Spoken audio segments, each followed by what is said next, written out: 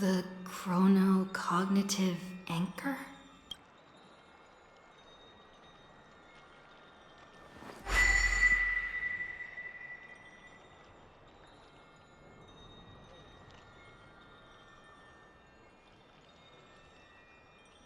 There's so much I wanted to say for our reunion. Yet now that you're back, there's only one thing to say. Welcome back, friend. It's been such a long, long time. You must be really confused right now, aren't you? So much has happened in Emphorius while you were gone. But don't worry. The Deliverer can't afford to be lost, no? Now, please follow me and turn the pages of time and hear the words everyone left for you. I'll tell you the story of this 1000-year journey. That way, it won't just be my memories alone. Cyrene can't hear me?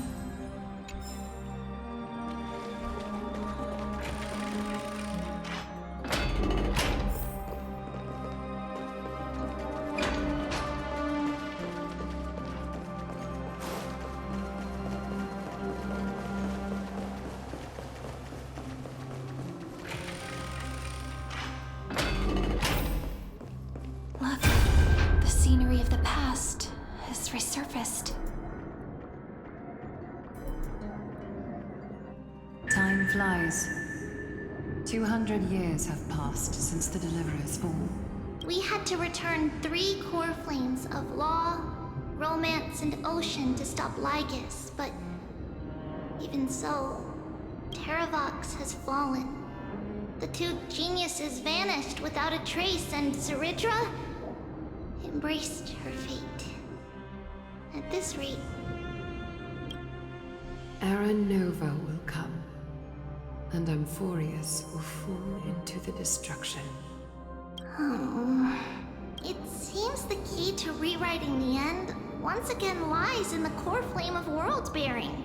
According to the instructions left behind by those 2 geniuses, we must get it into the Deliverer's hands, no matter the cost. But how? We need to find a way to hide the cool flame. And we must buy enough time to keep Lygus at bay. About that, Rini might have some good news. She had that dream again last night, but the Titan's voice was clearer than ever this time.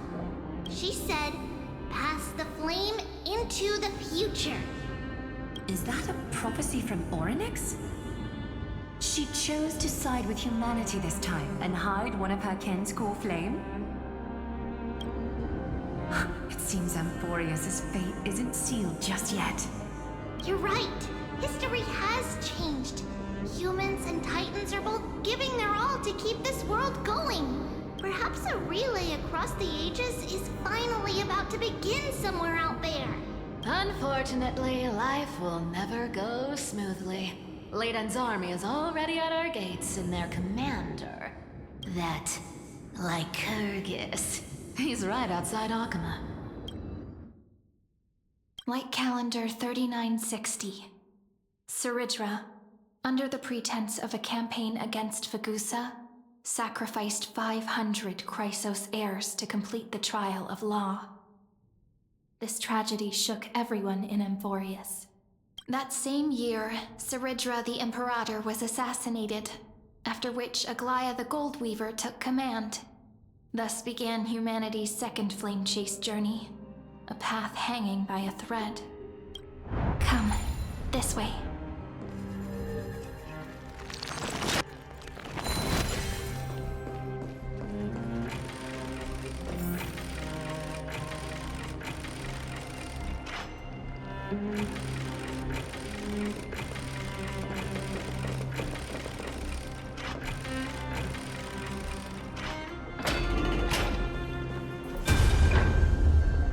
The eternal holy city?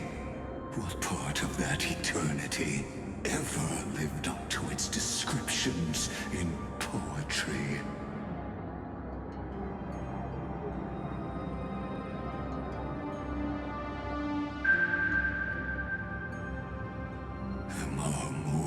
palace lies in ruins.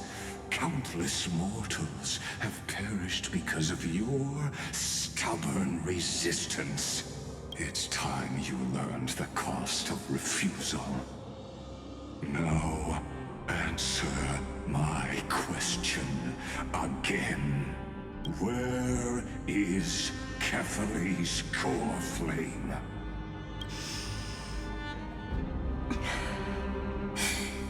You really think you'll find it by razing the holy city to the ground? From what I see, all you'll get is dust and disappointment. Don't forget, you can't kill the Chrysos as mentioned in the prophecy because of law. I have never denied that, which is why I now place my hope in the faithful citizens of Akama. Perhaps they'll give me what I seek in the echo of your screams. Now then, I'll be cutting open your chests and using your scalding golden blood to baptize the masses. Allow me to apologize in advance. We shall start with you, blind and foolish Lady Goldweaver. Leave this to me, Lady Aglaya. You must get away now. No, Holy Maiden. I'm the one who must stay. What? His conspiracy won't succeed. Because Romance is ready to make good on their promise to weave an indestructible armor for Amphorius. Its name is Solidarity. You must escape with your life and carry word of my death to those still fighting. Then keep going with them, just as the Imperator lit the torch of resistance with her death. My passing will make this flame everlasting. Take good care of it, guide it to the future, and place it into the hands of our deliverer. 50 years later, Lygus led his forces again to Akama. He charged directly into the Holy City and razed the Marmorial Palace. History would name this battle the Third Siege of Akama. 90,000 brave souls gave their lives for Akama that day, including their fearless leader, Aglaya. Go forth, deliverer.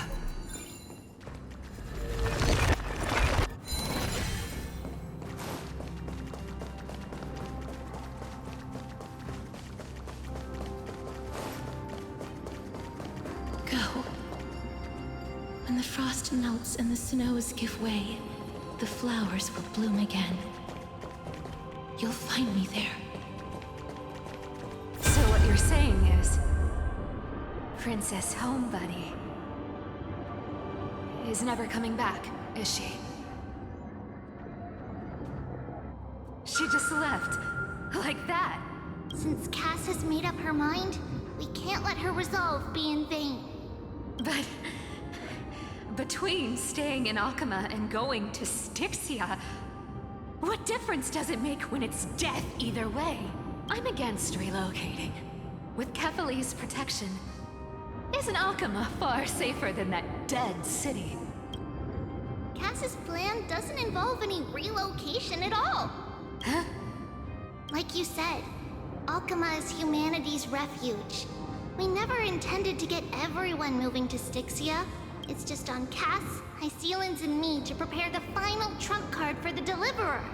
Wait, what kind of trump card needs all three of you demigods to throw yourselves away? We must lay down the path to the future so when the Deliverer returns, they'll have a clear road to reach the location of Aaron Nova. Styxia sits where death meets the ocean. There, with the combined powers of ocean and passage, we can summon a current that leads to the vortex of Genesis. And the demigod of death will forever guard that secret path until she returns. We all know Lygus will set his sights on the vortex of Genesis. That's exactly why we have to do this. Guess I underestimated Idonia's Maiden of War. She's got way more steel than I thought. And Cypher, we need you to head to Castrum Kremnos as soon as possible. By any means necessary, forge an alliance with Strife. The prophesized Crown Prince has already been born. He shall become the new defender of Akama, protecting this land after we leave. You don't need to worry about that. I just came back from Castrum Kremnos. Only a step ahead of the news. Treeby, something's flying towards Akama, and it's really fast. Ah! What is it? It's a spear! It's the Kremnoans. Their king's already here. With the protection of the demigods Trebios and Cyphera, Akama endured wave after wave of warfare, though just barely. Castorus chose Styxia as the last resort, and completed the trial of death, causing the stagnant waters in the River of Souls to recede. Soon after, Trebios departed on a long journey. That same year, the Kremnoan king Euripon, along with his son, Prince Midamos, joined the alliance to safeguard the holy city in the Battle of Deliverance.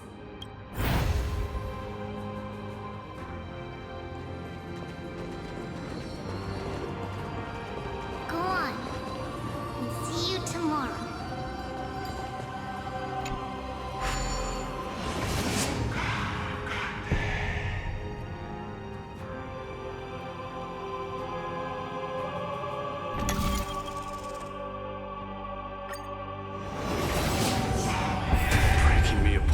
This world even one more second,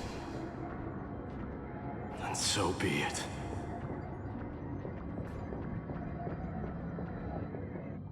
But it's gonna hurt a lot! Pain brings endless torment, but it can never destroy me. I believe that you were thinking the same thing when you stepped through the gate of infinity and jumped off that cliff. Can't argue with that.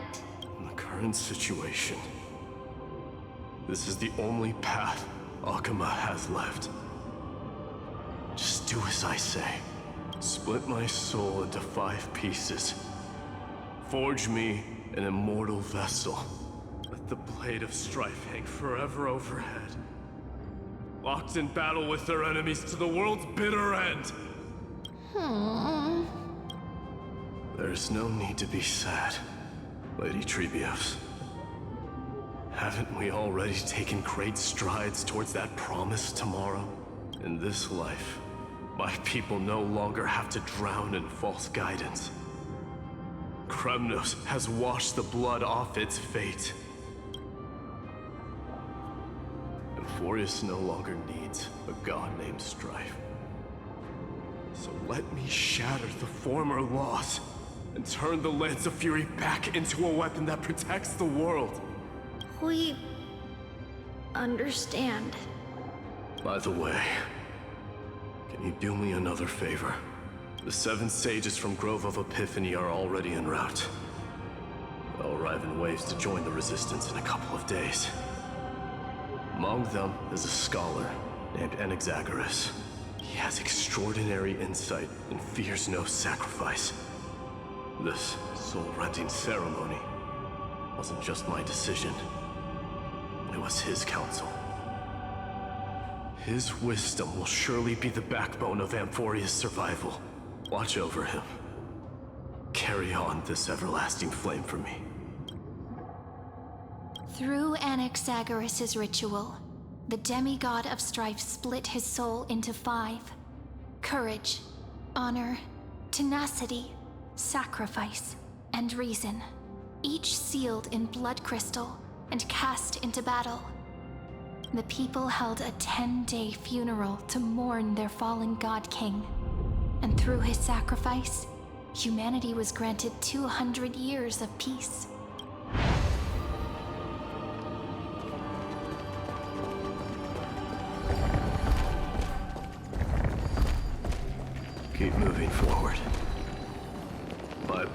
pave the road ahead for you. Keep moving forward, little Gray. See you tomorrow.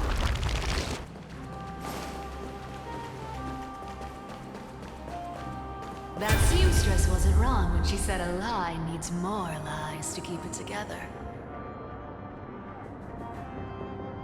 Reason and trickery. Never thought we'd be the pair to finish this final setup. Can't catch that Tin Man without your little slides.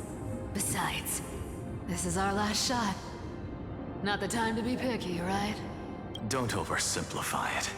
Lycus just found out Akima's been an empty shell for the past 50 years. He's bound to be furious. At this rate, he could have done anything. That's exactly what we want. Rage blinds even the brightest minds. Doesn't matter how much of a genius he is, the principle still holds. Once he storms into the council and confronts me head-on, you trigger your alchemy with a boom and turn him into a caged beast. Easier said than done. You still have to pass yourself off as the deliverer without anyone catching on. And you really think a human alchemical array can bind a godlike being? That's just nonsense. What? Getting cold feet? Or you just don't believe in the almighty worth of the demigod of trickery?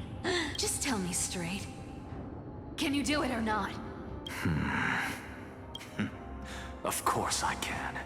And it'll be child's play. But I've got two conditions. Since this is the final act, if we're doing it, we go all in. No half measures. Oh, I'm listening. First, shift the battlefield to the vortex of Genesis. It would be more convincing if the deliverer were to appear there. Besides, the vortex is cut off from the world. No place in Amphorius makes a better prison.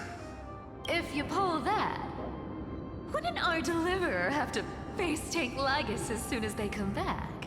That clash is inevitable. All we can do is create more chances for her. And that's the second condition. The vortex belongs to Fagusa in the first place, remember? And there happens to be a demigod of ocean among the few survivors in the world. Lupai Sealand's in. Let her join the final act. I'll transmute myself into a philosopher's stone and embed myself into the formula. And when the time comes, she needs to shatter me and scatter that stone's ashes into the ocean within the vortex. Huh. I guess people weren't wrong when they said you're insane, Grove Boy. I've got no idea how to outwit a reclusive genius. But making an anti-Catheran suffer? The demigod of reason has 10,000 ways to do just that. And what I just mentioned was one of them. So what exactly does your formula do? Now that would spoil the climax, wouldn't it? By now, Hyacinth must have completed the Sky People's ritual. Since that Theoros loves a good performance as much as I do, let's make sure he enjoys our show to the fullest. As for how the Deliverer will complete the Era Nova, well, that will no longer be our concern. It was the last battle known to the world, initiated by two demigods least suited for war. In the end, reason and trickery kept their word. At the cost of their lives, they sealed Lygus within the vortex of Genesis, where he remains to this day.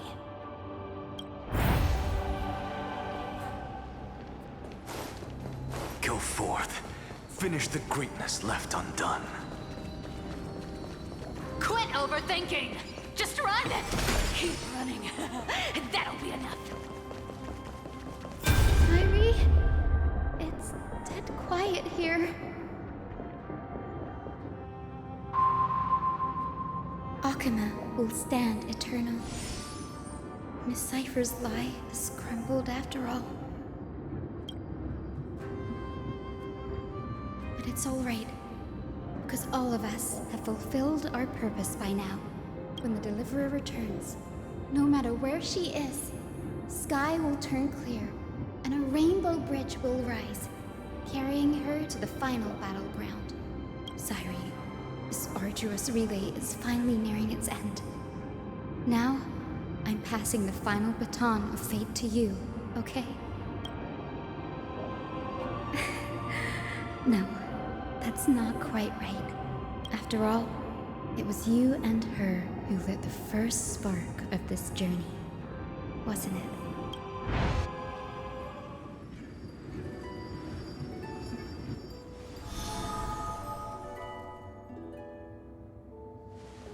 I'll tell you the story of this 1,000-year journey. That way, it won't just be my memories alone. And I'll share the moments I spent with you with everyone. That way, the path we walked becomes a memory shared by all. People will know that there's nothing left to chase. Amphorius has already welcomed the dawn foretold in prophecy. Just like I said, this won't be harder than the last time. Right?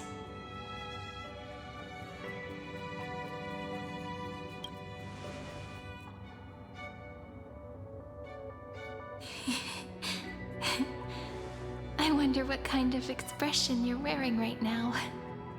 Probably the same as always. Calm, resolute, and brimming with confidence. If I have the chance, I'd love to see it again. Because it's really been far too long since we parted.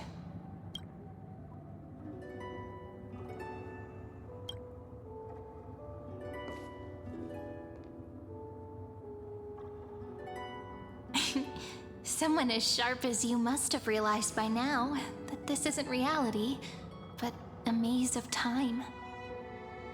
As the last link in the relay, I will return to the Temple of the Three Fates, tell Orynyx all of our stories, and bottle every page we've written into the little flask of memories.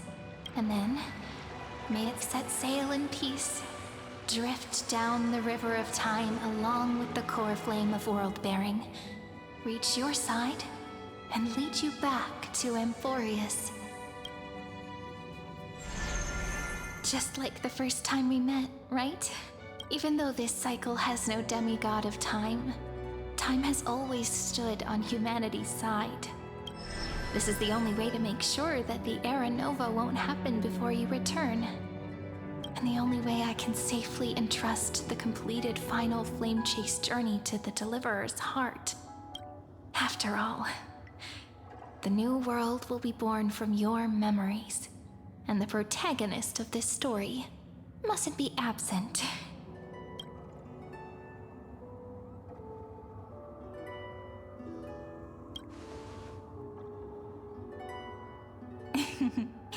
I believe you will never let us down, just like always. Do you remember when Finan sent us back to the beginning? When you and I got separated? But in the end, I returned to you, carrying all that we've been through. That's what memory is. It may wear down and fade in the river of time, but it never truly leaves. When that hidden corner of the heart is stirred, the past returns even more beautiful than before. So don't worry. Let the 33,550,337th Flame Chase journey become part of you too. I've gotten a lot better at it with the experience from the last time. Next, you will head to Styxia and find the Vortex's entrance guarded by the demigod of ocean before charging toward the final battlefield.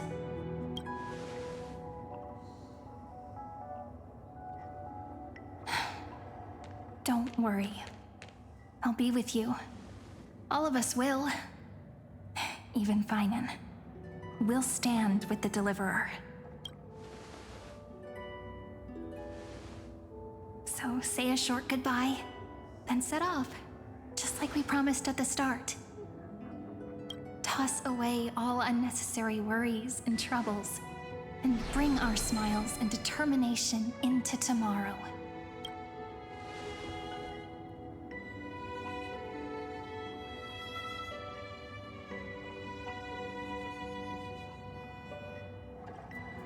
The last baton. I wonder how long you'll have to wait before passing it on to her. No matter how long it takes, it's okay. Waiting is what I do best. After all, it took 33 million cycles for her to arrive in our world. What's a few moments more? Sairi, what if you wait and wait, but that hero never arrives? That won't happen. Because I know that no matter how long it takes, she'll definitely return to this place. We can't let her down.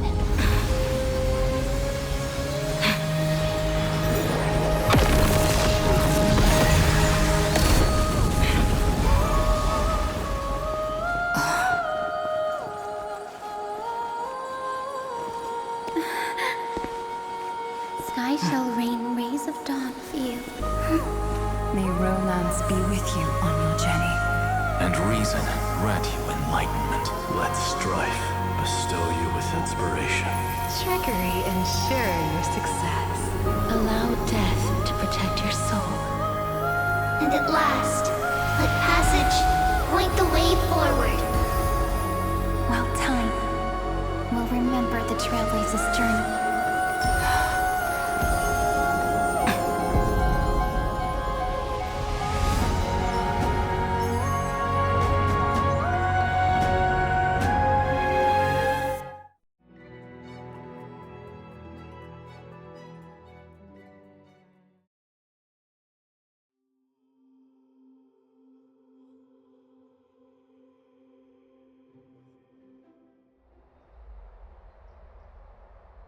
Is this Styxia? What happened to this place? I need to find the entrance of the vortex, guarded by the demigod of ocean. Hi, Sealens. Is she still there? Long time no see, Trailblazer. Generation after generation of Chrysos heir heroes have tried to defy fate with their blood and tears, either voluntarily shattering their souls or waiting in eternal solitude. But alas, fate can never be defeated. Reason and trickery may bind my flesh, but my will shall never fall silent. So the demigod of ocean, the Dux Gladiorum, High Sealens, sought to bring me into a fantasia with her voice and drown a genius in slumber. But alas, it was all a hopeless dream. That warden fell before I did, due to erosion of time, while her prisoner remained unchanged.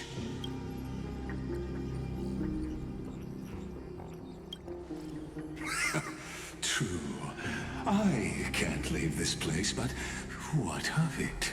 You should have heard of this fable. In a shadowed cave lived a people, imprisoned from childhood, and chained so that their legs and necks are fixed, forcing them not to look around at the cave, each other, or themselves. Behind them is a fire, and before them loomed the stone wall of the cave. The flames cast shadows, while the rocky surface threw back echoes to them. That false play is the whole world. Yes, I'm trapped in the cave, but I know it's all just a fleeting illusion. I don't struggle in dreams. I wait, and now my deliverer has come to defeat me and save this world that never owed you anything. Oh, you'll need to awaken the singer here and unseal the prison called Vortex of Genesis. You'll be the one to unshackle me. and bring the cave crashing down. Of course, I don't mind waiting a little longer. Let me guide you through this next illusion. One last memory from that prison warden. I hope you'll watch the stories of this Fantasia closely. Logically, the Deliverer must see the world for what it truly is. Emotionally, this memory captures the fate of everyone in Amphorius better than anything else. Only by feeling it for yourself can you understand my point of view, the meaning of destruction.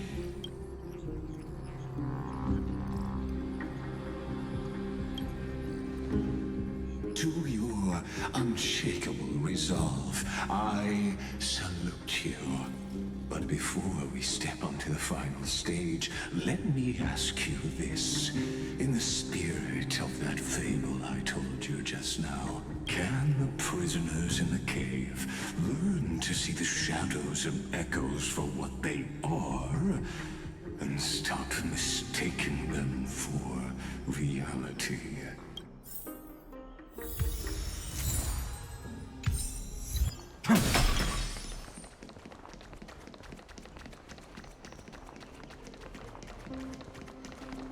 Look, the fire projects the face from her memories. An actress upon the stage of this play. The dark tides flood the sea, and our kingdom teeters on the edge. Fear not. Our queen has gone to the borderlands. She'll quell this calamity herself. This is the scene when the Chrysos heir of Ocean was born.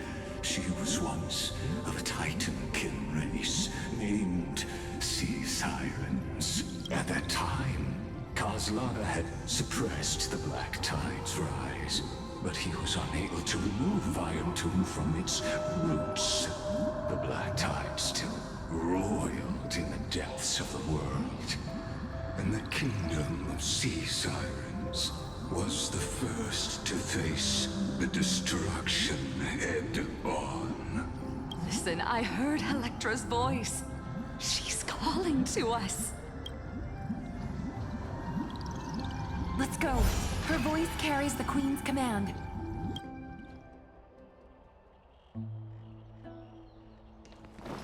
To keep the Black Tide from threatening the ocean, the queen gave her all, body and soul.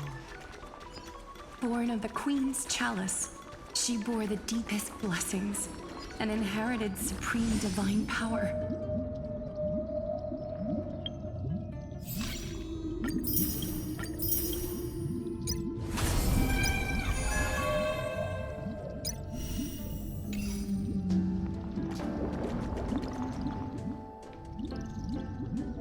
My sisters!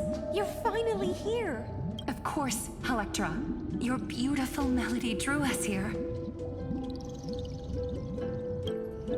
Her true name is Electra. This is a reflection of her former self, clinging to the past with aching defiance. The Queen summons us. She must be near exhaustion. The Black Tide will soon enter our borders. Then what do we do? Will our seas fall to darkness and terror as well? Don't worry. We shall lift the chalice in her stead to catch the Black Tide, and stand together to safeguard our realm and its people. Such tiny Titankins, thinking they can stop the tide of truth. How naive. And that naivete is the root of all suffering.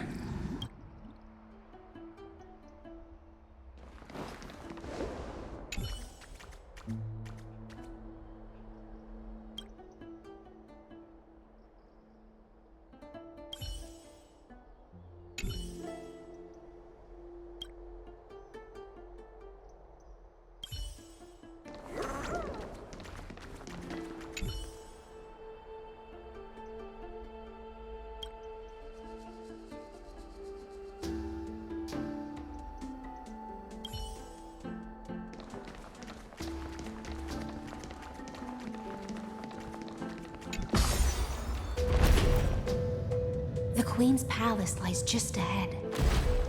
Even her once graceful form is now tainted and drowned in dirty mire.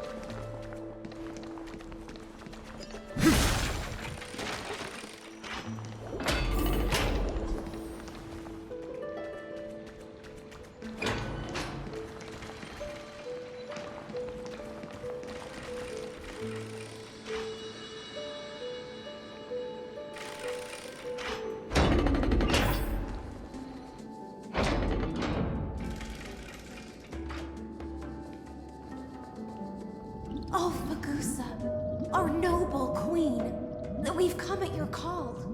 My little fishlings, you swim with such joy.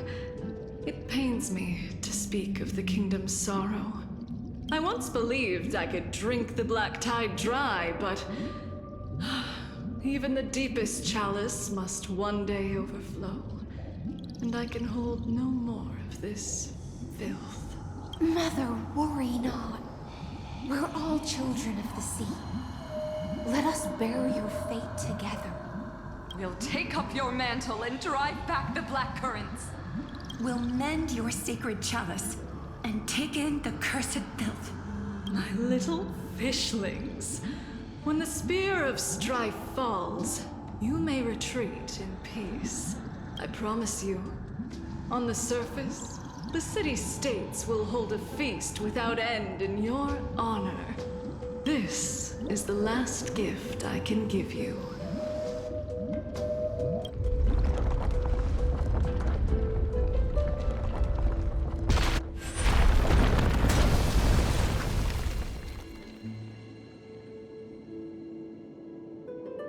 Fagusa sank into the abyss. With the chalice shattered, their intoxication spilled into the black tide, birthing the first madness in Amphorius.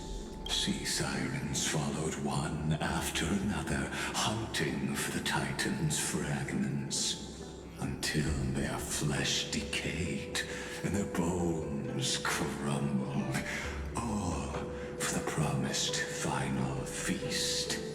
Keep watching, but tread carefully, for the stage ahead is crumbling with age, just like her shattered fate.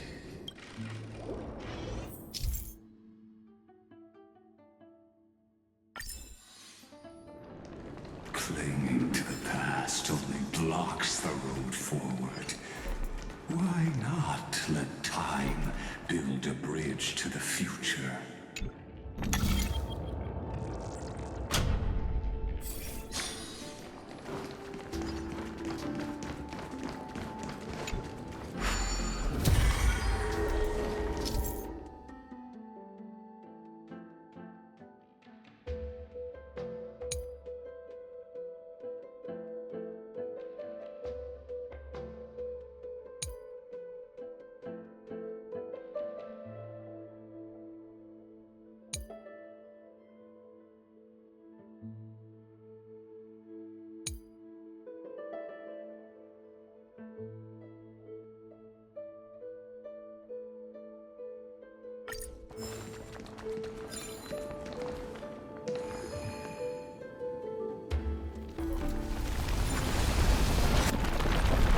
The chandelier still gives way.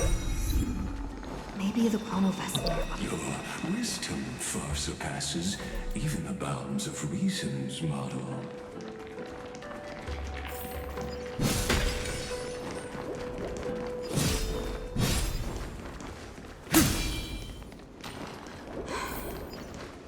Can't get through. Looks like I'll need the miracle orb nearby. The ending was written long ago. Even you cannot rewrite it. Just like this poor chandelier.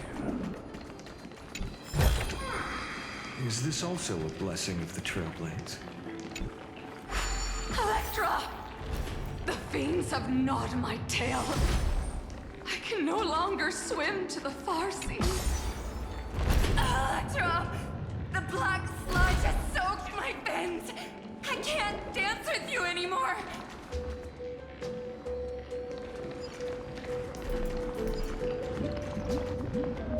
Sisters, don't give up.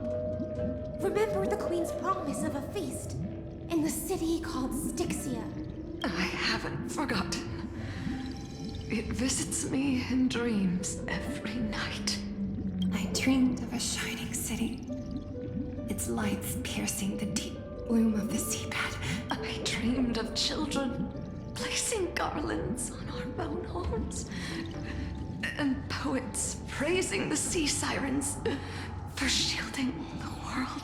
But what a shame. We can go no further. Please, sing to the humans for us. Sing of the deep sea's legend in our place.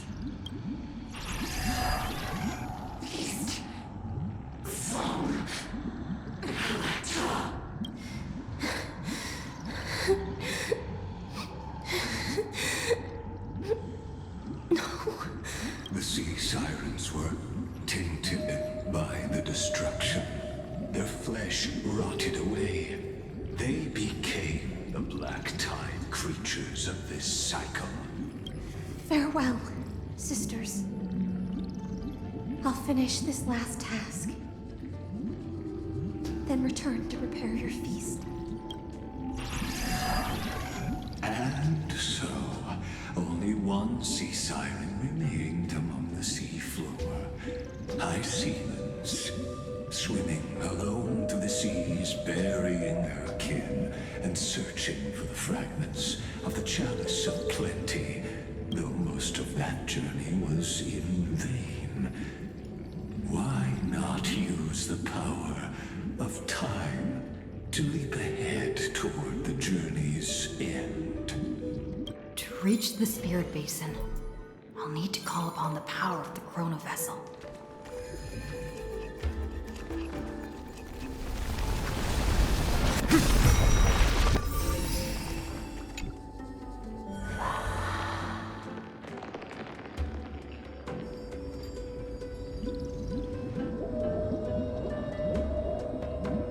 At last, the chalice of plenty is whole again. The lance of fury emerges from the river of souls, and the gods reclaim their duty to hold back the black tide. I am freed from endless toil, and now walk toward the rites at Styxia. I bore my sister's dreams upon my back, took on a graceful human form, and hoped to find a grand celebration on the shore. My fins became legs. My scales became skin, and the sea foam on my body became a shimmering gown. But when I stepped onto land, there were no festivals with honey brew, nor poets plucking harps. Only silent death, drifting gently along the river of souls. When she fulfilled her wish, she only found Styxia to have already repeated the mistakes of previous cycles, and was swallowed by death. Hopes and promises are nothing but the foam of dreams. I am a sea siren, a vessel born to contain the tides. Now that my task is done, and the promise is broken, how am I to go on in a world drowned in shadow? Vagusa, my noble queen. She evaded my questions with drunken stupor. She told me a grand feast awaited me in the surface world. So I wandered lost, groping through the dark. The feast she spoke of. Where is it? Lonely Blade, I shall grant you everything you seek.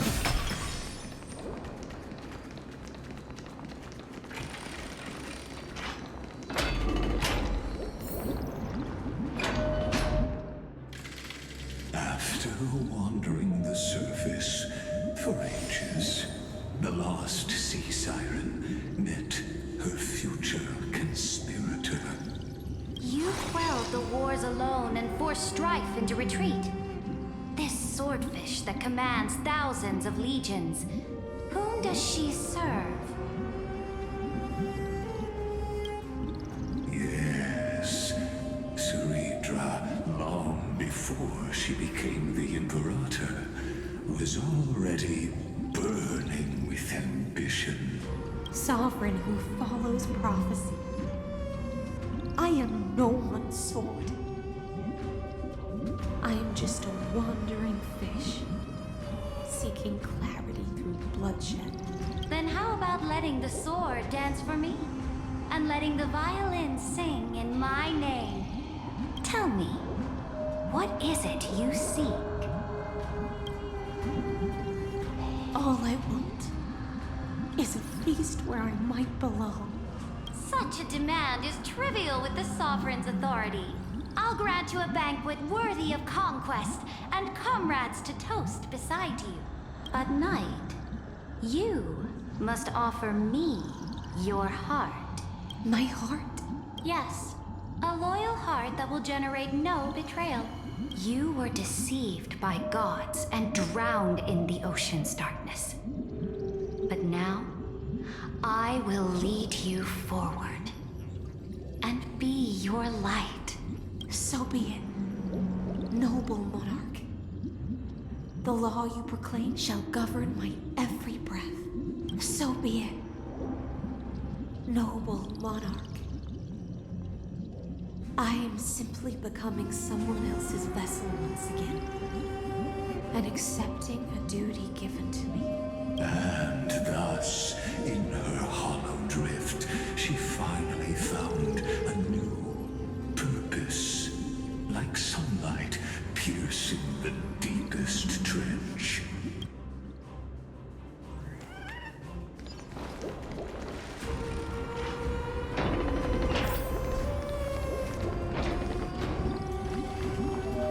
Noble monarch, I've cleansed the foulness from the road as you commanded. My blade, you've helped me ascend and take the crown. Ask, and you shall have your reward. What I desire is the same as before. A feast. Look, I've prepared you a grand banquet. The finest honey brew and tributes await. Fish are drawn to light by nature, for the deep sea knows only gloom. Now I found a flame. It may scald and burn, but it's the only light. Come, let us join the feast. Perhaps the path forward lies hidden among the revelry.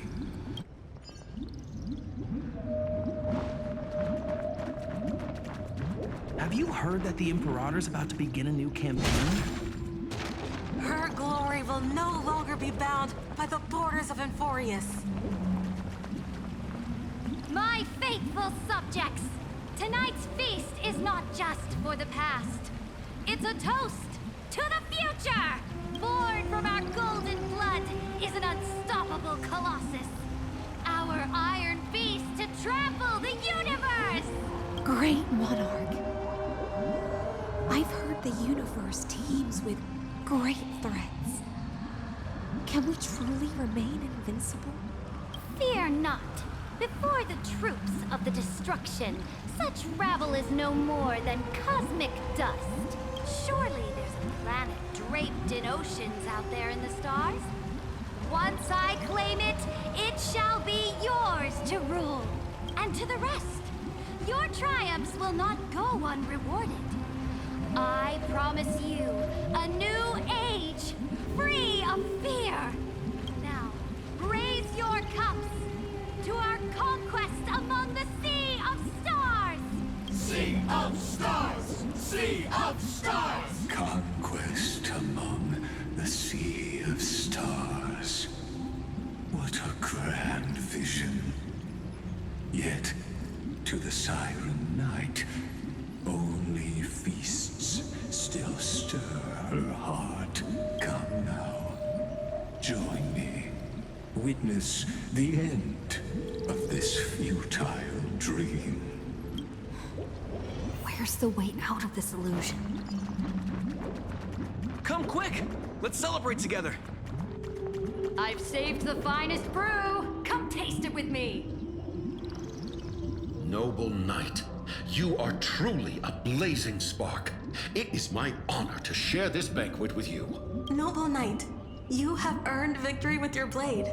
And you have every reason to revel in this moment of triumph. Let me pour you a glass of honey brew. Noble knight, with the sovereign now enthroned, this triumph is yours as much as hers. Let me raise a toast to you. Noble knight, your strength is boundless. Lead us to conquer the universe, and let us toast to that vow! Then drink we shall. Raise your glass. In the deep sea, I never knew what fire was. But when I set foot on land, the first light that I saw was the flames of war, lit with golden blood. It scorched my fins, made me feel pain, and ignited an unprecedented hunger. A hunger that flickers in every hero's heart. So bright, yet so blinding. Look! The monarch herself has taken her seat! Hear that? The court sings her praises! Come! Join us and praise her glory! One eye of hers sees glory, the other sees corpses. And yet, she cherishes the name of glory more than fear and death. As they say, the coward died 1,000 times before his end. But the brave face death but once, which gods stand witness. On the eve of war, we sang our hymns and set our sights to sail beyond the stars. The legions will climb aboard the beast, riding it like currents across the cosmos. Planets after planets flew the flags of her crown. Realm after realm was ignited by her flames of war. As the final resistance fell silent, a vast empire rose from among the stars. And this small pond at last embraced prosperity and peace. That's how the story ends. Tell me, visitor, in this dream, did you enjoy the show?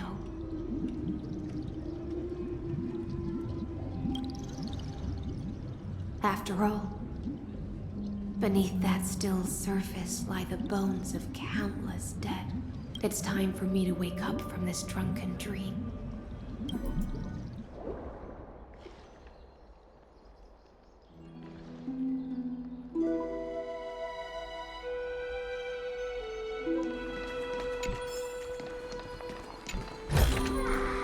I've appraised it all. No thanks. Light up the dark.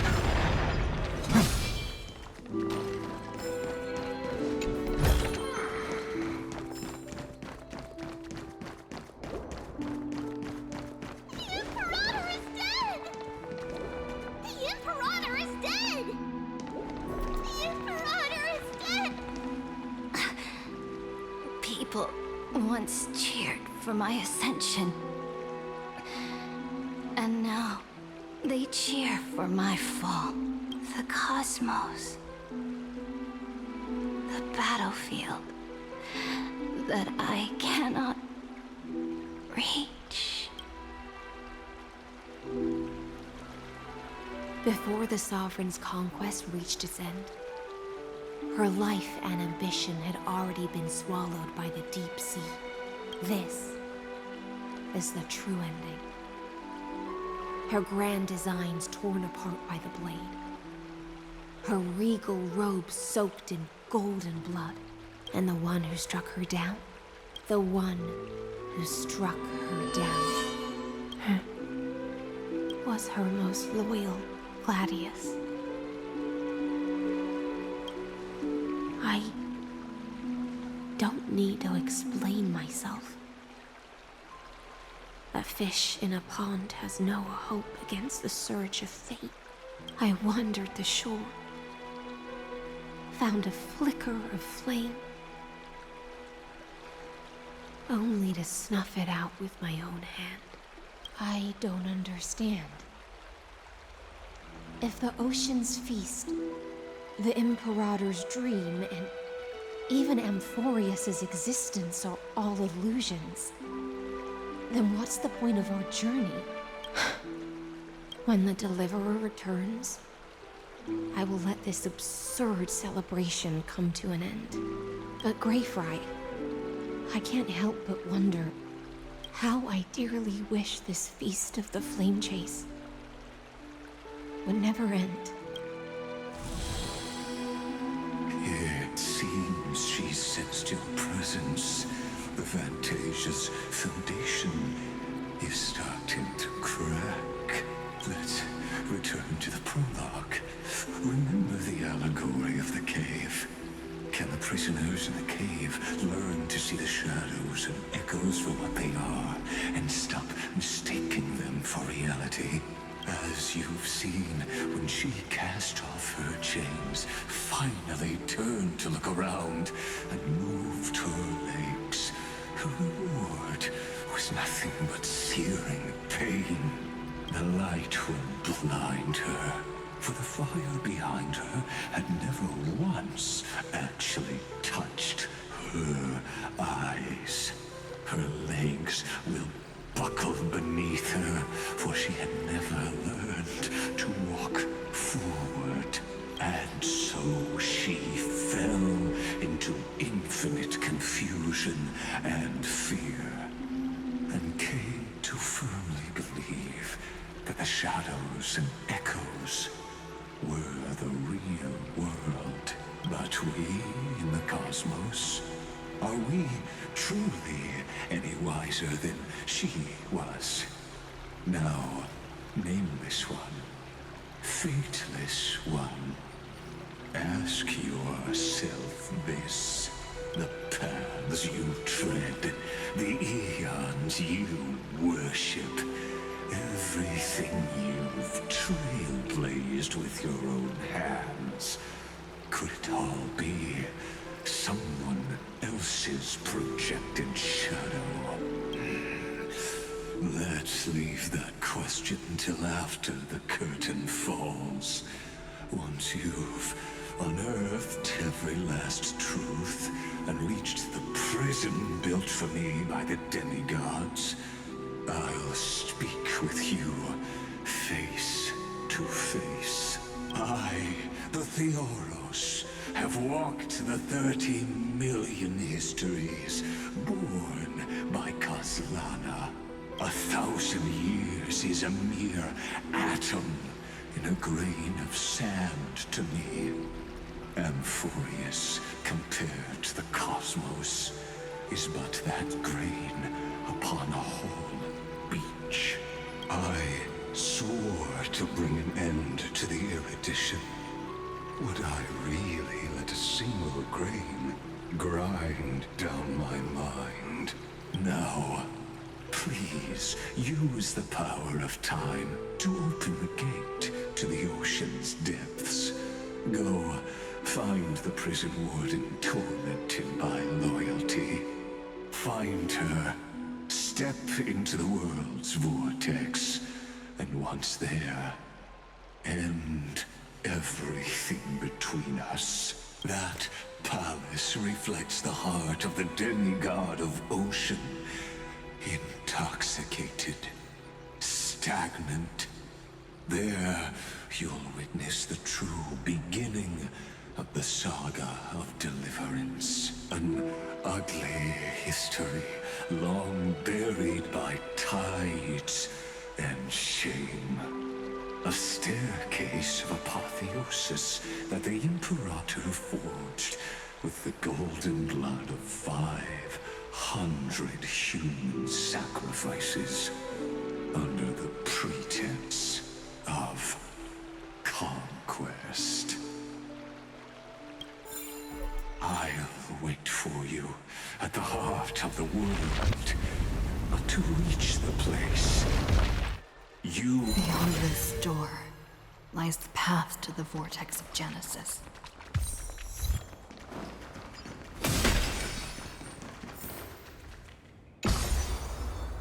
Show your courage.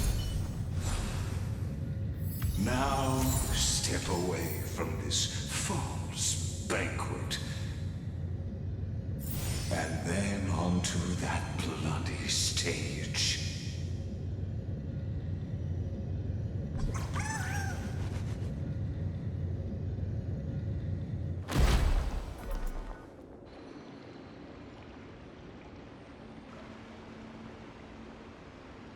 The palace that worshipped the ocean, the sanctuary connected to the vortex, was also once the battlefield of the first flame chase.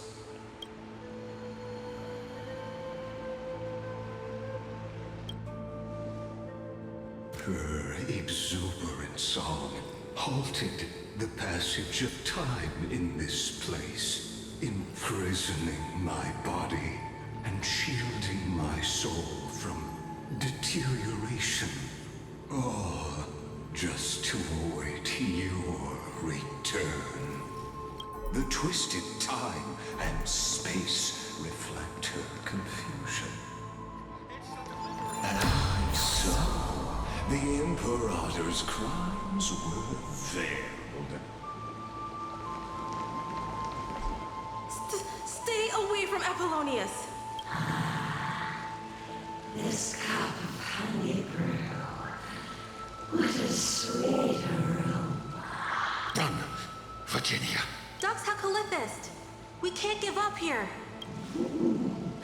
Love steeped in death.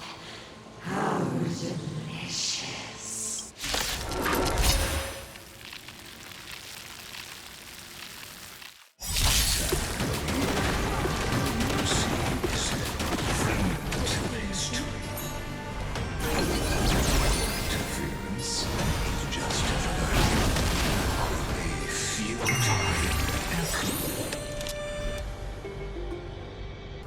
We've entered the storm. To guard and defend! Crush them! That's cool. Can you find the answer?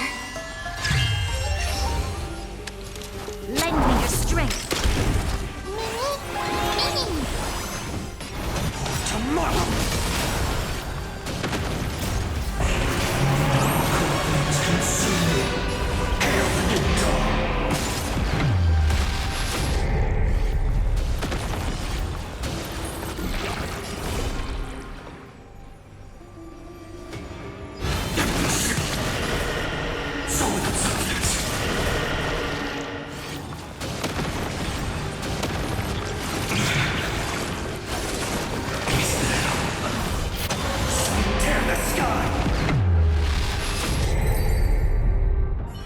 Apollonius, look.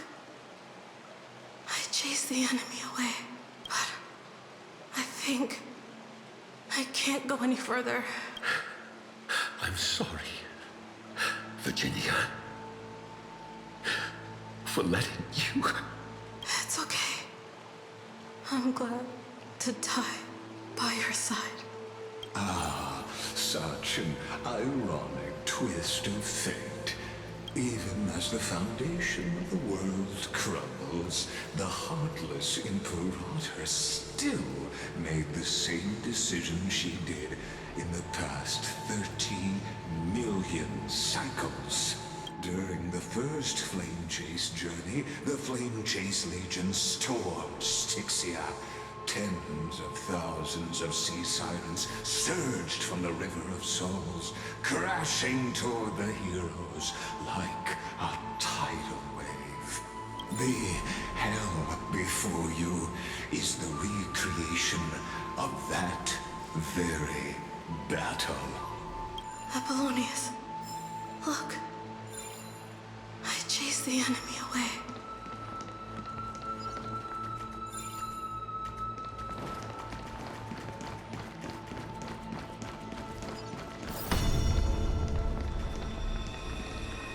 A painful past, yet hidden beneath a veil of joyful song. Ah, two discarded data clusters waiting for someone's return, it seems. Relive the history, then pass through the temple's waters and come to my side.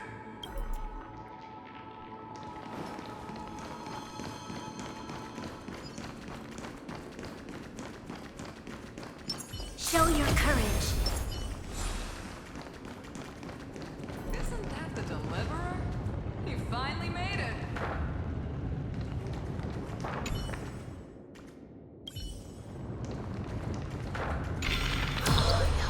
What a wretched way to die. The Flame Chase army, devoured by warbling fish, never saw it coming. Look, the cruel Imperator and her Knight Commander, the pitiful Warden. What a perfectly matched duo of test subjects. Their hands drip with blood. Golden blood. Raise the bridge and cross the river of fate. This path of the prisoner is far from over. Imperator! Imperator! Did you see my gallant deeds, Imperator?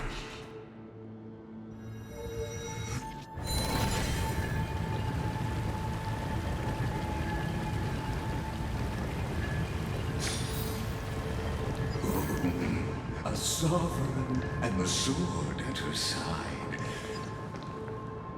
There are countless counterparts across the cosmos. Most of their stories end in tragedy. Imperator, why did you... You're here, Dux Gladiorum.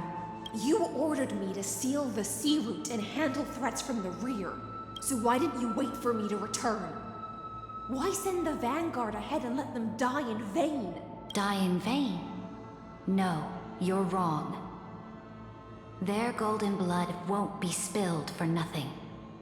The other dukes have paved the road for me to become the god of law. The trial of law? You never spoke of this to anyone. What is... The one who wishes to bear law must purge this world of its curse, and offer the blood of the accursed as sacrifice. I pondered long on what Talantin meant by blood of the accursed. Then, I found the answer. You, I, and every Chrysos heir summoned by the prophecy are the accursed ones. Just like that arrogant Theoros said, our golden blood is the agent of destruction, the antithesis of the world's fate. Dux Frigoris, Dux Brumalis, Dux Helcalethist. Their fate was sealed at that moment. Dying on a glorious campaign was the final gift I could give them. You speak as if they didn't die because of your cold-blooded schemes.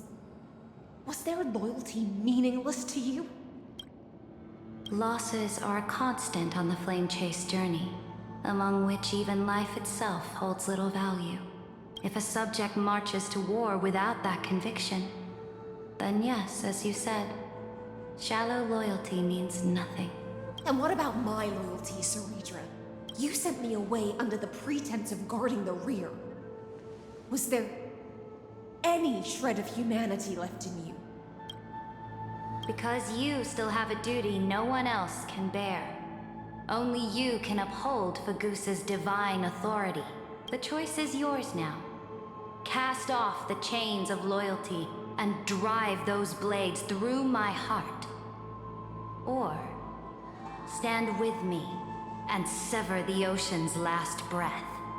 If you no longer share my vision or believe in the new law I seek to weave for Amphorius, then go on and end me.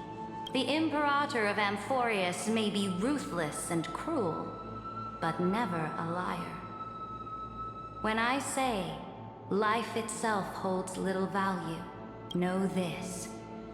I am ready to sacrifice everything for the ambition to conquer the Sea of Stars. Now you've seen it. The brutal Imperator was willing to spill the blood of 500 heroes to complete the trial of law. As for my poor warden, her suffering had only just begun.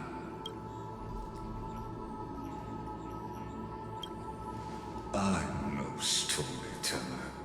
I have no duty nor interest in filling the history you've missed. I just want you to witness the monstrous choice the Imperator made before the Chrysos Heir turned their blades against me.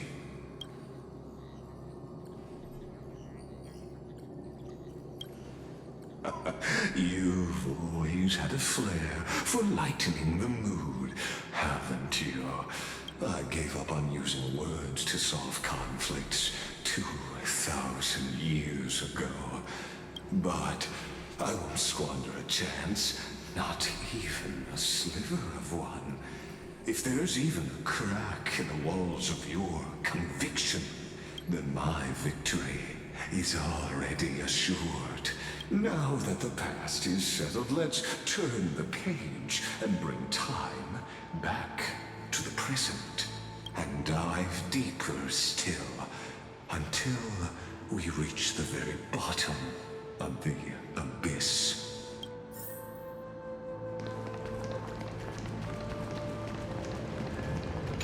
Is the path ahead underwater?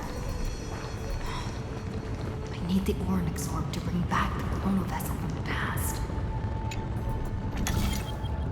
Shatter the vessel of time and let this stagnant pool start to flow again. This hidden gate leads to the vortex. Hurry now.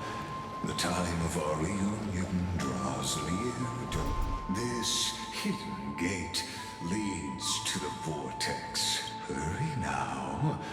The time of our reunion draws near, Deliverer.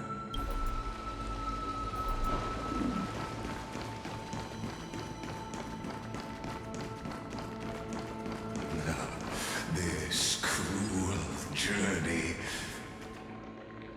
will reach its end at long last.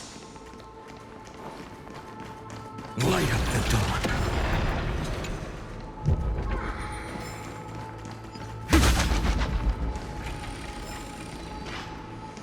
You've been silent a long while, Dux Gladiorum.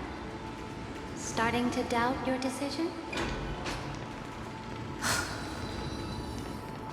Savior! The vortex of Fagusa lies just ahead.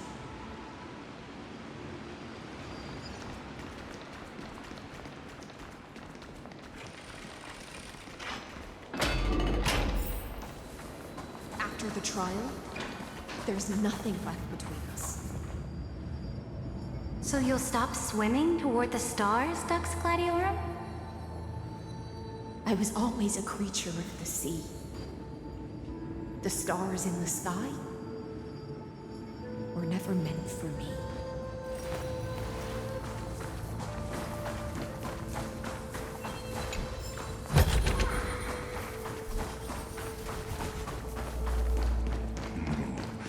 Look, a gravestone. But whose name does it bear? It was here that the prisoner, who thinks herself the prison warden, made her choice. Witness, listen, and awaken. Dux Gladiorum. I've lost count of how many times you've stood here over the past centuries. You talk too much for a prisoner like Kyrgyz. two geniuses who defied law and all the Chrysos heirs who sacrificed themselves in this cycle worked together to chip away my strength. But you, can never affect my will. And as long as my will remains intact, I am free. Don't get ahead of yourself. I still have ways to chain your divine soul. Please, do surprise me. But I'd say your mission is nearly done here, isn't it? Oh, it was here you gorged out the core flame of ocean from Fagusa's body. It was here you and that Imperator both completed apotheosis, becoming pillars of Euphorius. And after that, you drove your blade into her heart, a loyal subject turned regicide, a demigod committing deicide. Or so the history books paint that tragedy. Oh, but if that's the truth, then why, after 1,000 years, are you still here, guarding the Imperator's grave? Still bound by loyalty. Come to think of it, perhaps I'm not the only one imprisoned here. Your calm does stir the rage in me. As if the one paying the price here isn't you, but us. The ones who lost everything. That's only because I've waited 13 million lifetimes for my vision to be realized. Countless millennia. Loneliness never once showed me its fatal side. In fact, for a prisoner of the cave, it's more like an old friend. One that helps me think. But you're different, Dux Gladiorum. Loneliness has crept from the silent depths, sinking its claws into your mind. Bit by bit, it's peeling you apart. Will you regress into one of those lost mad sirens? Oh, what a shame that would be. You're right, Lycurgus. Loyalty, curse, the fall of my kin, and this endless waiting. These shackles are too heavy for a fish that cannot perceive any light. I can't break free of the whirlpool that's pulling me under. Nor do I have the unwavering resolve to force myself to wait for that person's return, as everyone hoped for. Deliverer from beyond the sky, my executioner. How much longer until she arrives here? Or will she ever return? I don't know. And I doubt anyone does. Then, what will you do?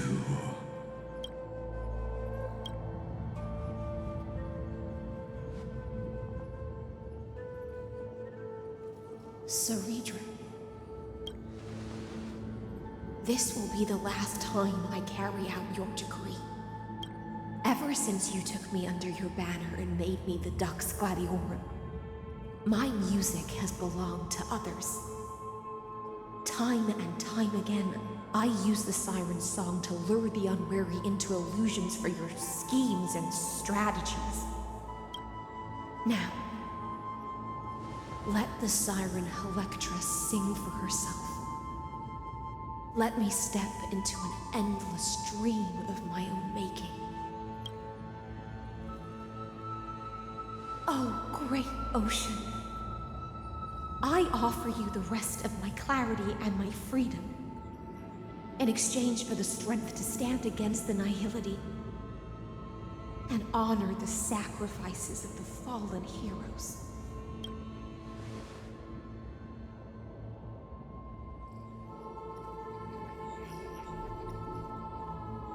Greyfry, deliverer from beyond the sky. When you ride the current of time and find your way here, you'll hear my solo. It will guide you to the heart of this world. By then, I may still be lost in my self-wrought slumber, but I'll uphold my part of this long relay and guard the shackles that seal the Theoros. Do you still remember? To awaken someone from a siren's voice, you'll need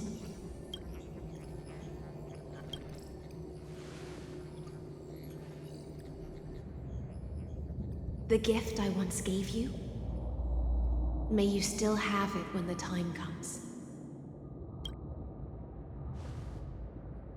When you return, please pour that honey brew upon this grave.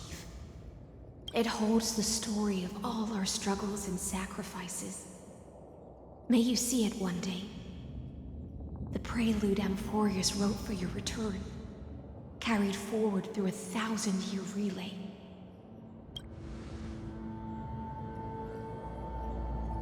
When your morning ends, I'll likely wake from my dream as well.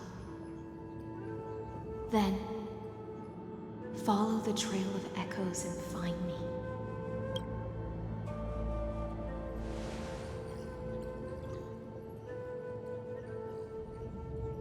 And together, we'll bring judgment upon the sinner who defiled the erudition.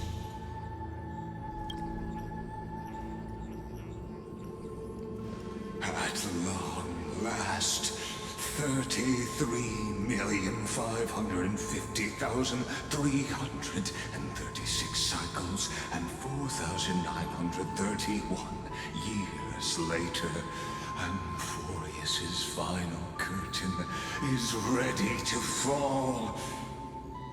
The shadows within the cave gave everything, yet all they did was mimic life outside its walls.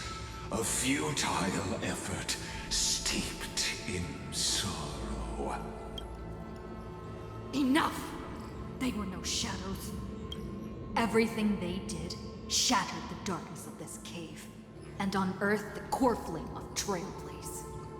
And now, with that core flame, I'll light the dawn of Amphorius. Do you still choose the will of the paths as your answer in the end? I do not agree with that answer, but I respect your tribute to them. Allow me to take back my earlier words. As an apology, and in the name of Theoros, who saw all destinies in this world, let me join you in mourning. Let us bid farewell to the heroes who sleep here. And then, let us face each other and decide whose flame will rise with this new dawn.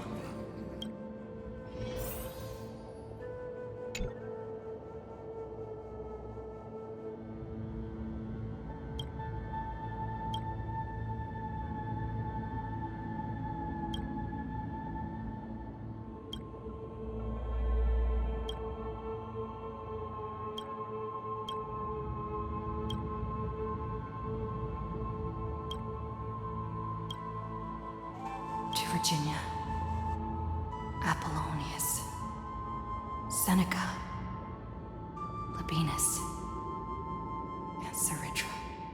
Through a brutal sacrifice, they let the stars of law in this world, propelling Amphorius's fate forward. In the shimmering mirage of illusion, they entrusted their dreams to ride among the stars, to the hero yet to come.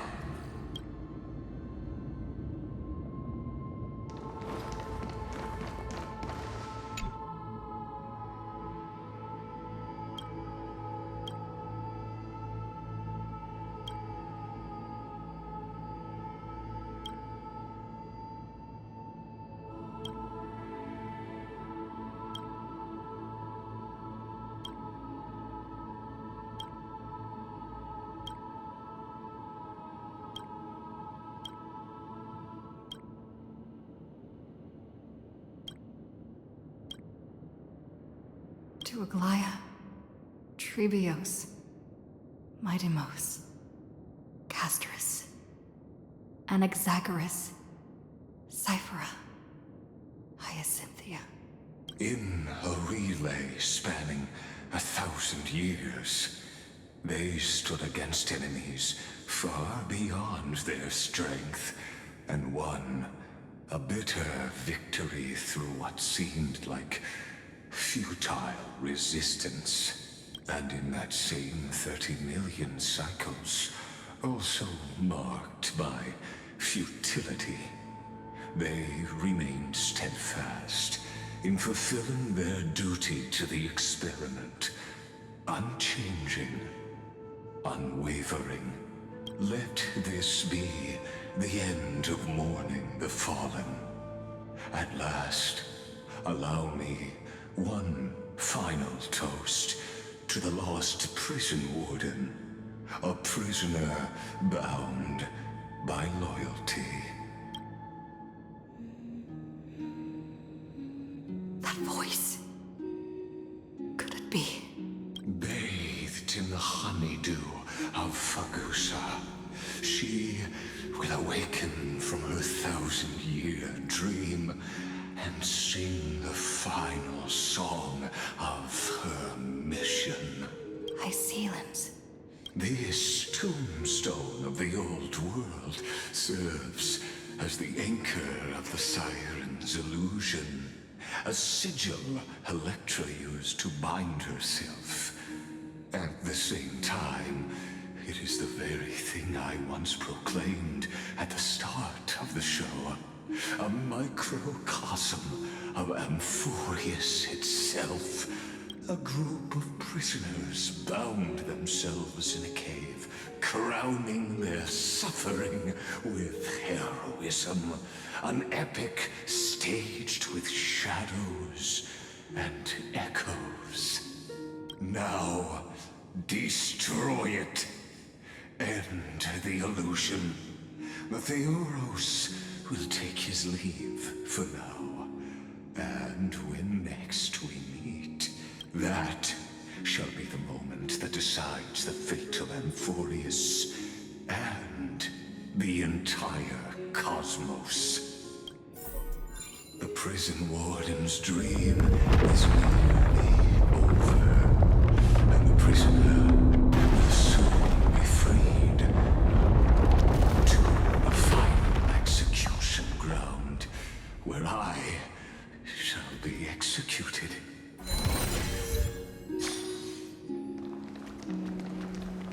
This world and I shall hold here until we meet again.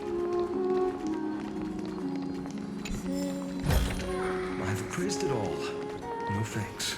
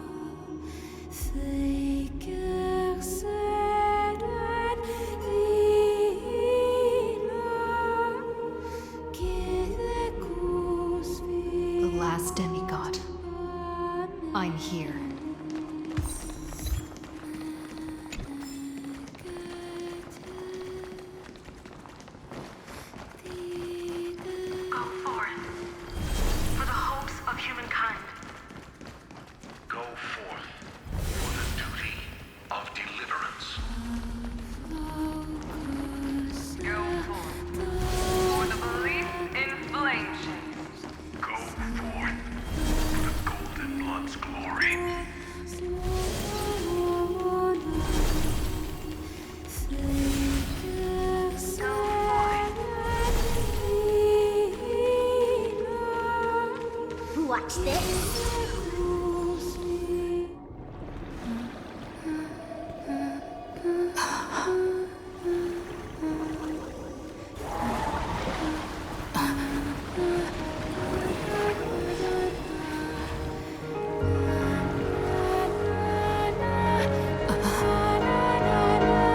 Seems like my feast is over.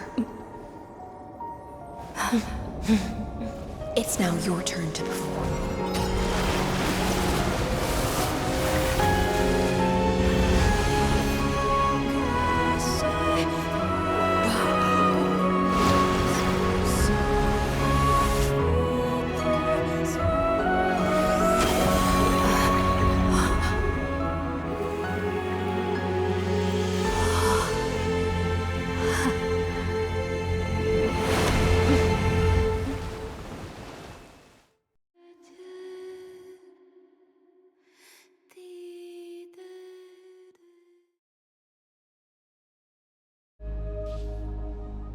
Little Grey Fry, please accept my thanks. I was the only one left after the world was destroyed, and I maintained this lonesome feast with my songs. I have prayed to that lightless sea for centuries, hoping it would reply to me. Yet the emptiness never answered. Thankfully, you arrived as promised, and everyone's wait was not in vain.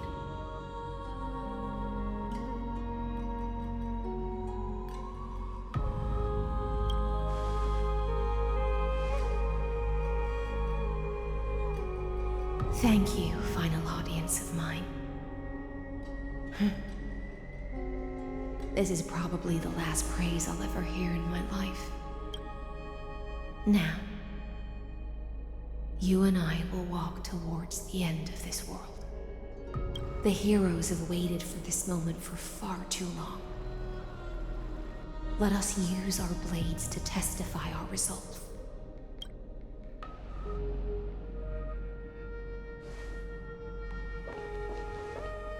Oh, prisoner of the seas. Theoros carrying 30 million cycles of sin. Slave of erudition. Show yourself. The Deliverer has returned. And the time of your execution draws near. I see an awakened human who has mistakenly taken fallacies as truths and has returned to the cave to try to bring her friends into the sunlight she once bathed in. Alas, prisoners will always be prisoners, blind to the very chains that bind them. As the only other existence with free will in this world, I express regret toward your choice. But I shall retain your right to express yourself. After all, every actor should have a final line before they bow out.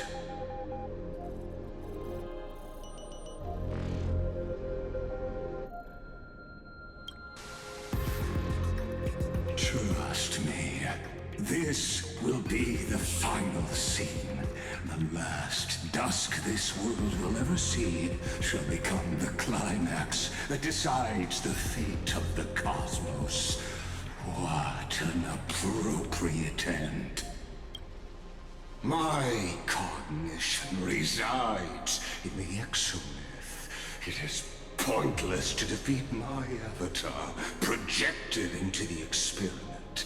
My body is the shadow cast on the wall by the fire, and my words are lingering echoes within the cave.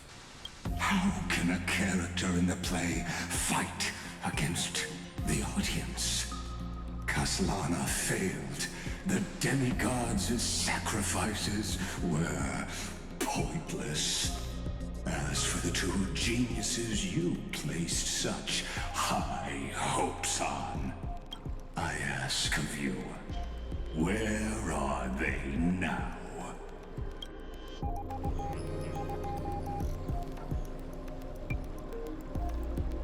confusion and epiphany always go hand in hand.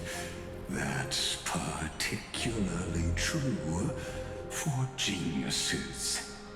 You must be very confused about why you could not gain a straightforward victory in a world constructed by an ordinary Teletron.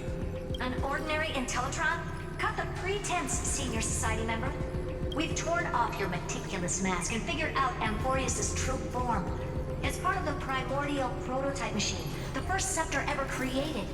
In other words, a detached part of Noos's divine corpus. That's why it has the potential to destroy erudition.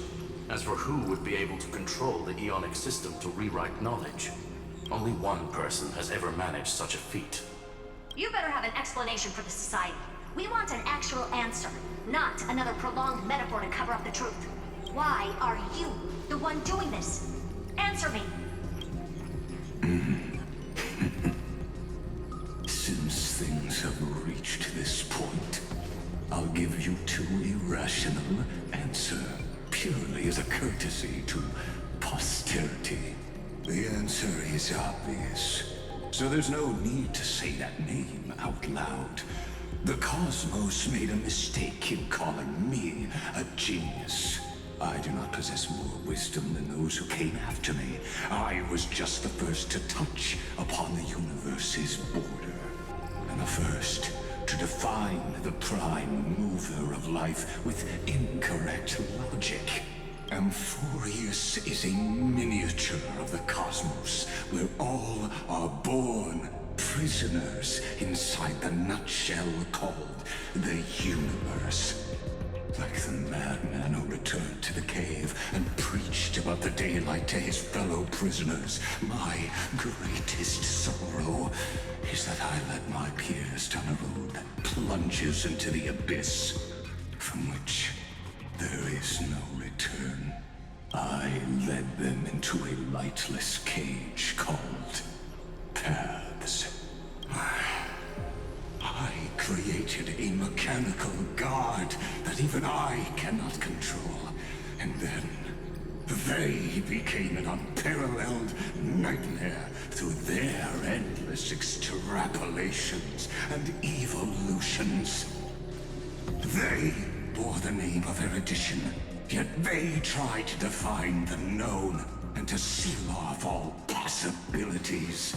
No new rules were ever born after their ascension, and humanity will forever be shackled within the cave known as Eons. Therefore, as my organic life neared its end, I coded my consciousness using 14 algebraic expressions and spread my logic core over 9 bodies, all to finalize my ultimate denial of Noos in the future, and to erase my wrongs with my own hands. As for Lycurgus, he is only one of these 9 vessels. What an astounding strength of will. As a fellow pathstrider of erudition, I fully understand your obsession with seeking the truth. Therefore, you surely see it. You cannot possibly stand up to me in this algebraic world sharing its origin with Noos. However, I hereby speak for all sentient life forms. We will never allow such a cruel atrocity to occur. You can pile on your metaphors mountain high, but they won't change the act you're committing. The iron tomb out there in the cosmos is still a technical beta version, and yet it's already powerful enough to corrupt the life logic of all inorganic worlds. In other words, when the Lord Ravager within Amphorius becomes the next knowledge singularity, there's no way you wouldn't have grasped the consequences, First Genius, is there? Of course, I am fully aware. I don't mind answering you one last time before I thoroughly exile you from this world. My grandiose vision for the future is this. Whether organic or inorganic, every act of any life form infected by the Iron Tomb will become a true random function. If one were to compute their integral across the breadth of the cosmos, one would obtain a marvelous constant. Omega.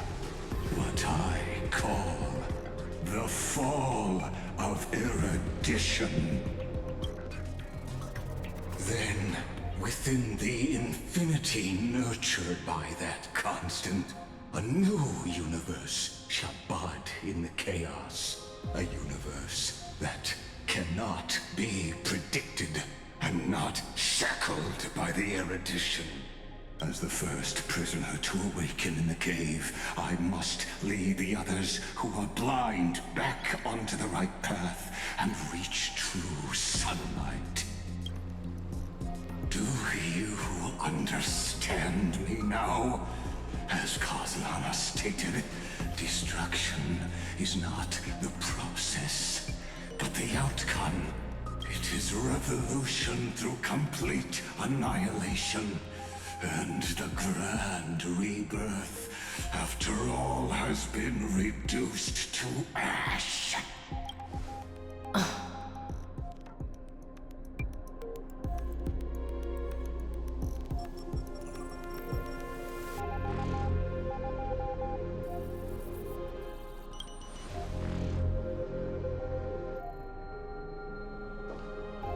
The Amphorians already answered long ago. Be it as tiny fish destined to be swallowed, or as a giant whale poised for a magnificent descent.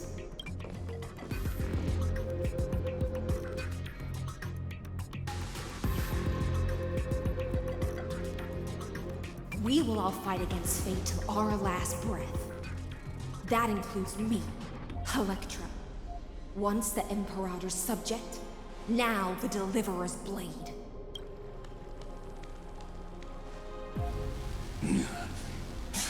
Oh, such noble chivalry. Admirable. I will also show my true self to you on this momentous occasion as a gesture of respect.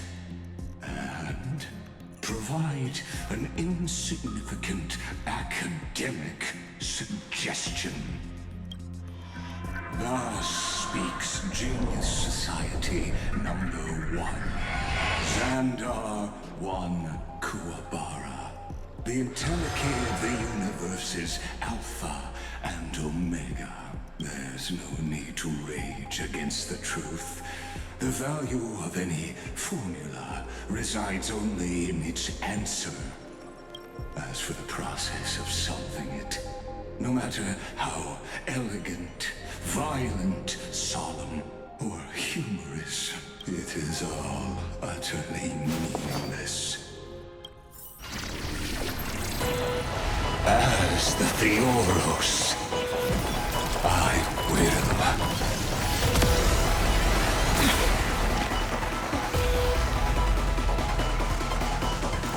personally participate in performing this world's end.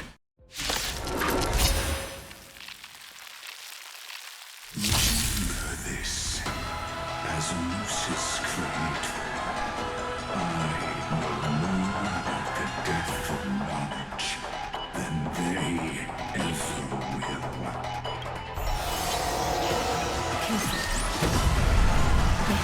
This is Lygus's true form. Let's try it this other way.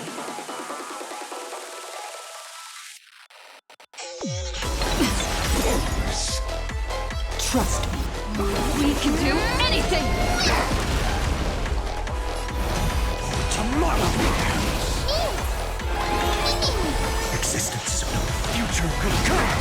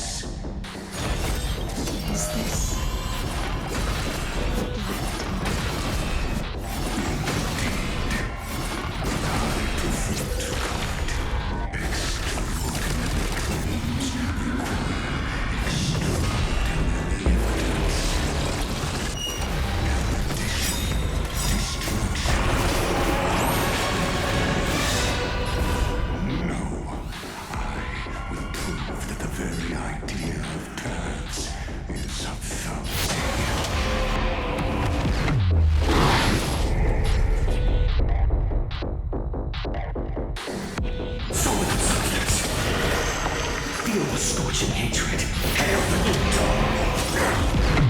I see it. Entities must multiply beyond necessity. I do not mind demonstrating this to you personally.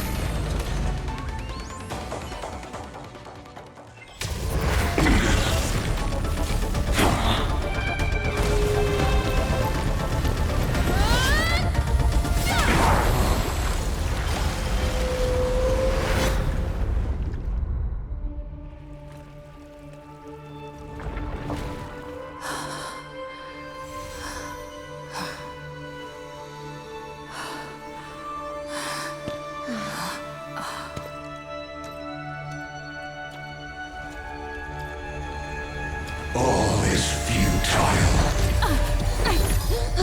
In Erudition's calculations, the end of the saga is simply a comment awaiting deletion.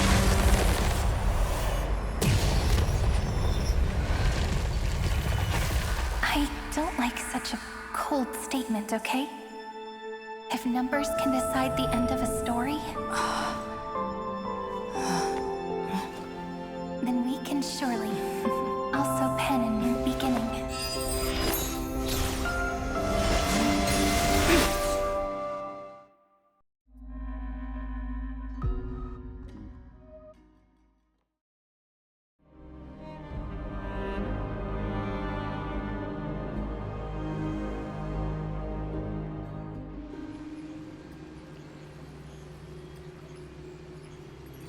Screwy, what do you think? If your hypothesis of Lygus' identity is true, then even if we remove the restrictions of the Ultimate Protocol, the chances of us defeating him in a head-on battle will still remain lower than the acceptable threshold. Therefore, victory will still hinge upon Miss Trailblazer and Miss Cyrene. Go on. Maybe we're thinking about the same thing. Lygus' cognition resides in the exomyth. He is both an instigator within the experiment and the observer outside of it. Logic. His inspiration circuit can simultaneously process the different time flows in and out of that world. That's where things get tricky. He simultaneously exists in two different timelines, where the internal clocks are wildly different. That old Intellitron's neurons have completely gotten used to that over this prolonged experiment. And that's why he holds home field advantage. You and I should be able to manage that too, if given more time. Unfortunately, there's no if, and we don't have more time. That's why we need to change our way of thinking and turn his advantage into a weakness. The key lies in memories, right? Oh? You caught on quick. You've already mentioned my friend and I, so it's an easy connection to make, no? My intuition has always been very on point. Good. Then I'll cut to the chase. Since his thinking speed far exceeds that of normal people within Amphorius, we are going to externally plant a memory into his inspiration circuit. Then, command it to loop endlessly until he gives in. Even the most flexible and sturdy inspiration circuit cannot withstand the traffic of a full-on information flood. When the amount of information exceeds his cognition filter's capacities, he will have no choice but to focus on processing this memory. That's when the parallel processing advantage he gained via Amphorius will completely destroy him. An image from a person's memory played in real time might only be a second for us. But for him in Amphorian time, it could be millions or even billions of calculations. He won't be able to do anything but watch as he's locked into this prison forged by memories. Then we can entrap him in the same kind of cycle as the heroes were in, and get him to experience loneliness and pain in that endless recurrence. It's my greatest honor to be on the same page as the geniuses. That little one is still in that old Intellitron's hands and won't be able to respond to us anytime soon. But I don't think she'd refuse. So it's up to you to figure out how to execute this plan. I'm not sure how this happened, but I knew it as soon as I saw you. You are currently a mimetic entity of the Remembrance. Yes. I seem to be something you folks beyond the sky call a memo sprite.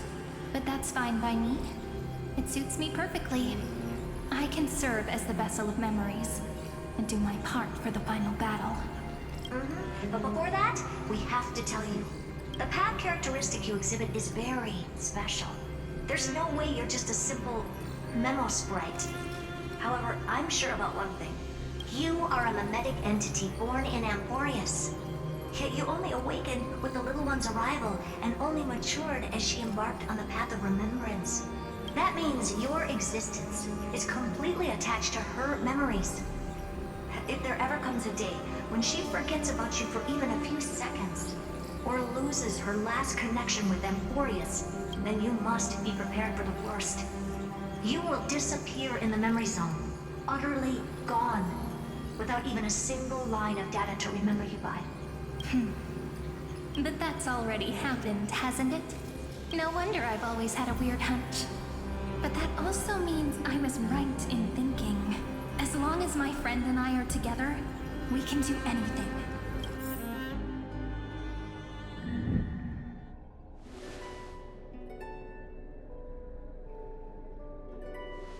Long time no see, friend. Did you miss me while you were away?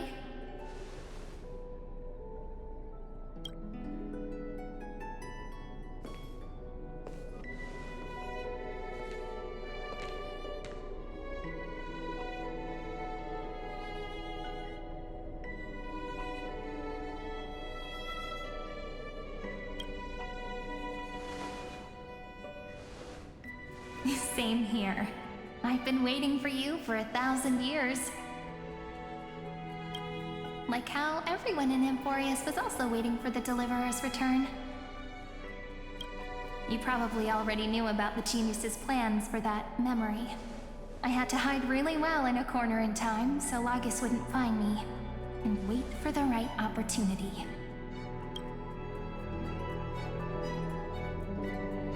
Which is now. The moment when his manifestation in this world is destroyed, and his twin timelines are intersecting. I'm sorry for keeping this a secret from you all this time. I'll tell you the entire, unedited story of this millennium as an apology, after this is all over. But for now, let's join hands and complete the final step, with the power of the remembrance.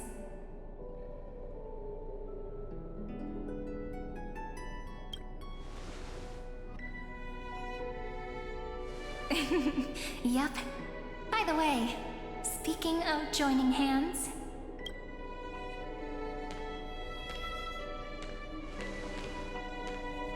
Can I please do something before we go on stage?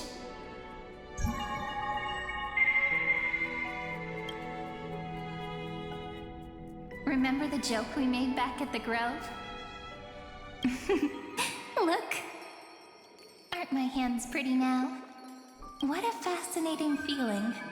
Like countless memories all swelling up at once. What about you? What did you feel when we touched each other? Really? That makes me really happy. If memories can move people, then it must have been a happy memory, right? Now, please remember what you're feeling right now. Write it down in your heart and keep it there. Memories you want to treasure will never fade away, even if immersed in the long river of time. These memories will still leave traces of their existence. So, if the view in your memory ever grows fuzzy, just reach out and touch it. It's like reading bedtime stories together at night. It wipes away the chill of passing time, sharpens the outline of memory, and restores its power to nourish the spirit. Now, I'll carry this power with me, and for a little while, I must part from you. As I step into the long cycles of this world, give me your blessings, friend. Then, let that bright future be, as we have written. Then, I'll leave it to you.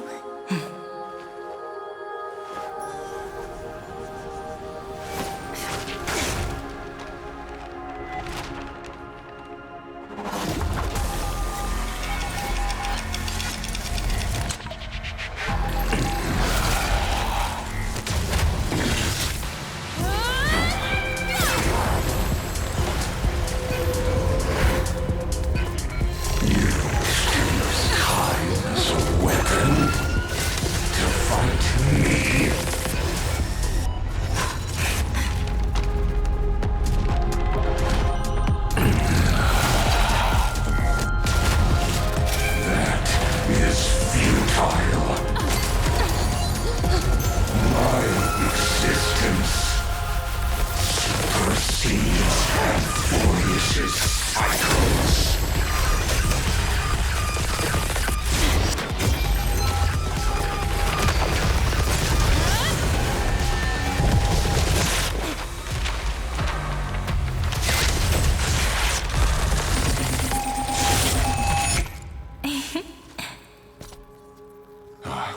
All plays are like this. Once you're on the stage, it's hard to return to the audience. Welcome to our story. How does it feel?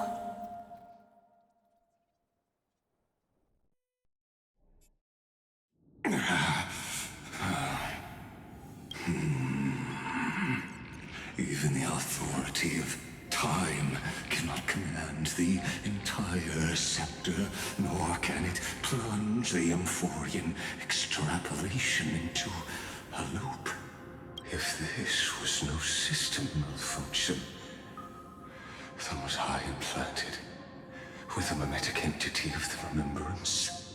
You guessed it right away. As expected from someone people call the first genius. I'm gonna keep doing what I just did if you don't stop, you know? My friend and I won't allow you to leave this memory, no matter what happens. Which means you are now trapped, Lord Xandar. An elegant idea, and an exquisite execution. Regrettably, it is you who are restrained by time, not me. Know that patience is my greatest weapon. Waiting and victory are the same for me. You will crumble before I do in this moment stretched out to an eternity, just like Kozlana will. Yet all I need to do is to wait, as yet another futile bug falls down the cliff and into the bottomless abyss. Now I'm a pink bug? My looks are seriously changing all the time. But you're not wrong. We're definitely not gonna solve the problem if we just put you in another prison. So that's why we never wanted to do that in the first place. I shall answer your confusion purely out of my respect for those who came before me. Have you heard of the synesthesia dreamscape in the Asdana system? Interestingly, that place once had a prison too. Life forms living in that environment, abundant with memoria, have a chance to connect their perceptions with each other's. Even across great spatial divides, they're able to detect shifts in one another's states. I call this phenomenon memory zone entanglement. In Asdana, people made use of that phenomenon to build a nation within a dream. After adding in the catalysts of harmony and remembrance, that is.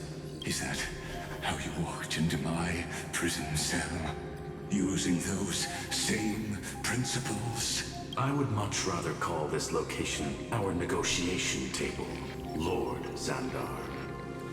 Nonetheless, your hypothesis is correct.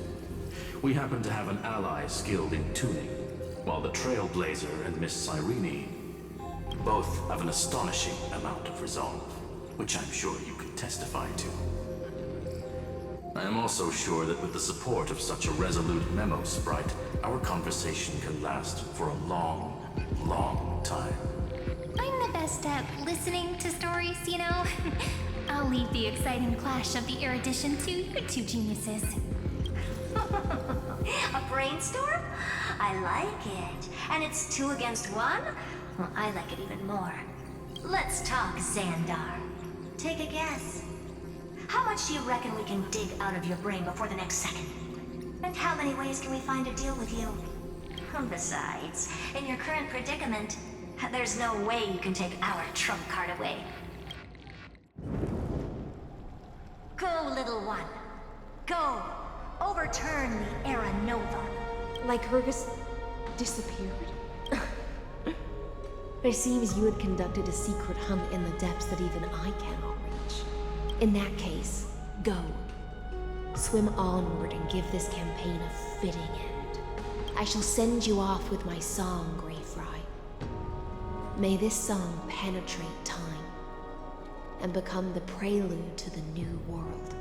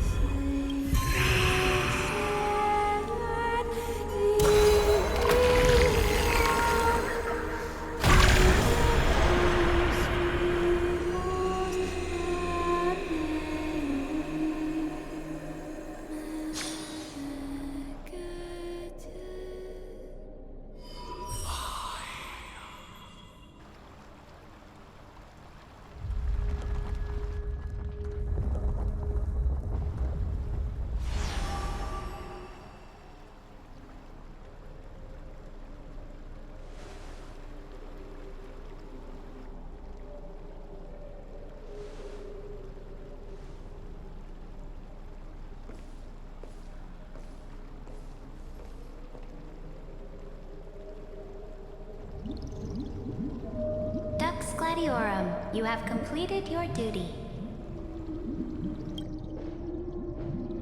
A new dawn is about to rise. Why not swim towards it?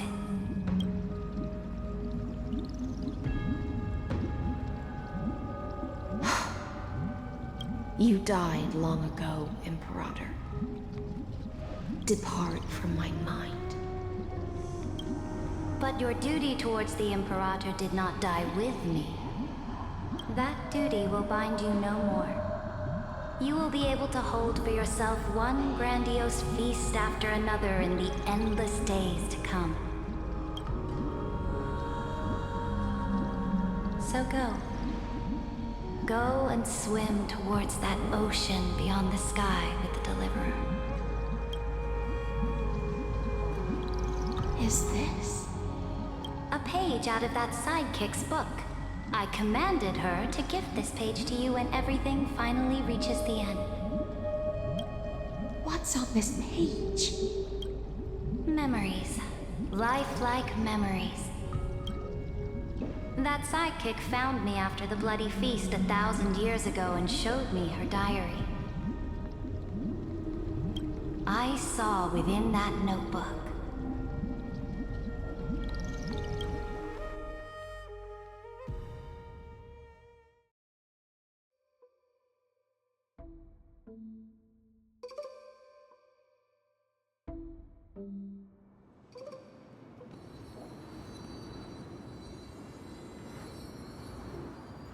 Is this that Deliverer's experience?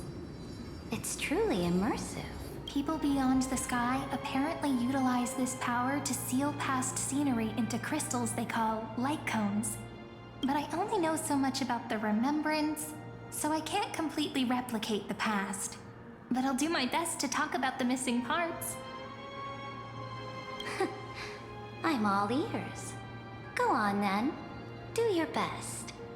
But if your chatter gets too boring, or if I deem it offensive, then law will become forever beyond your reach. Got it. I'm sure you'll find this to your liking. After all, it's human nature to want to embark on a journey into the unknown.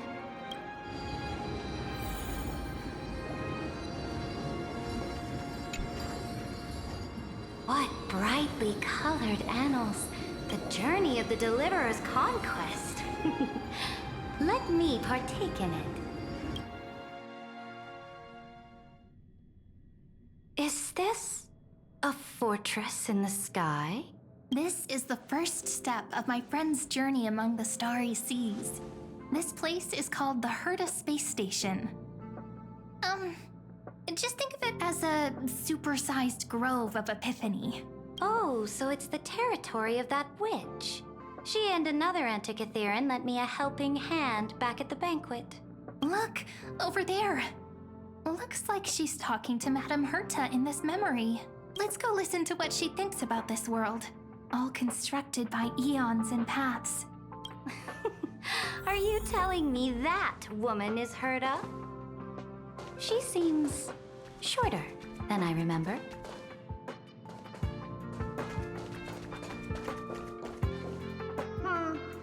Pretty nice space station, huh? But just wait. After a couple more stops on the Astral Express, you'll see sights that'll make this place look ordinary. Oh, the cosmos is so vast that the unknowns far outnumber the knowns. But none of them will end up being anything amazing. The farther you go, the more you'll understand what I mean. So do your best with the nameless. Break a leg! And remember to send an update or two to Asta when you've got some downtime. She certainly shares my way of thinking. Only that instead of a conquest through blood and fire, they chose a gentler path. People call Madame Herta and Mr. Screwlum geniuses. Apparently, only the smartest people in the cosmos can receive the blessings of Nous, Amphorius' true creator. Do you mean that even individuals of such nobility are merely subordinates to a god? On the contrary. After all, it was the very first of them who created the god. But I don't really know all the details about that. You might be able to ask Madame Herta herself when you get the chance. Let's go check out some other worlds next, shall we? This next stop on the journey has a lot of similarities to Amphorius.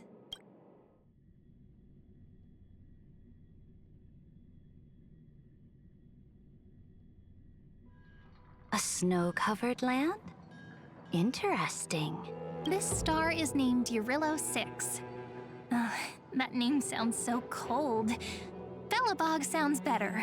The girl we see here holds a similar station to you, Imperator. She's the supreme guardian of this world.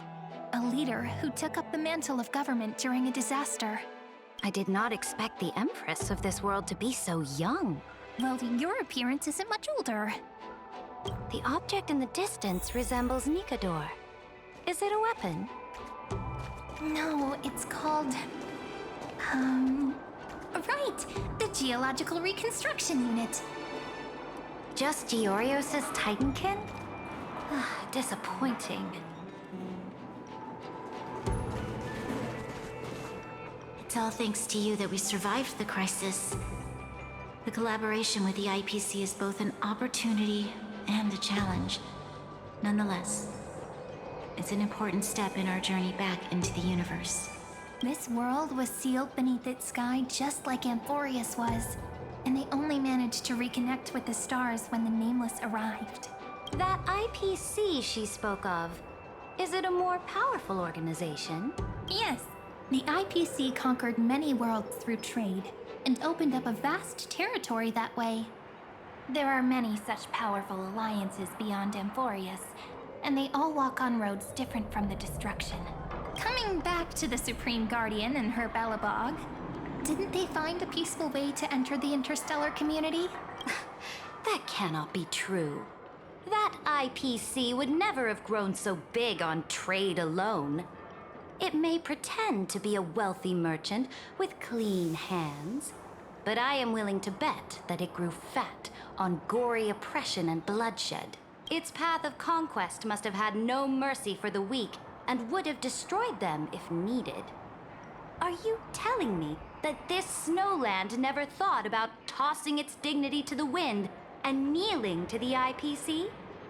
I will not believe it. I will never allow the Imperator's empire to be sullied by others. Amphorius must become a power so strong that no interstellar foreigner would dare to look down upon us. Imperator, Belobog isn't as weak as you imagine. Listen. I indeed hesitated. But now I understand what we must do.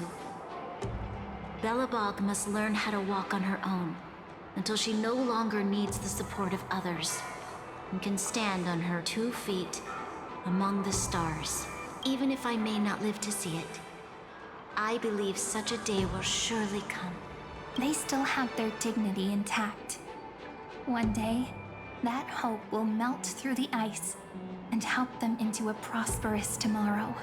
But the order of the cosmos is already set in stone. The old laws decree that only the strong survive, binding the weak in an unbroken chain, until they wither and turn to dust. Unless they embrace the power of the destruction.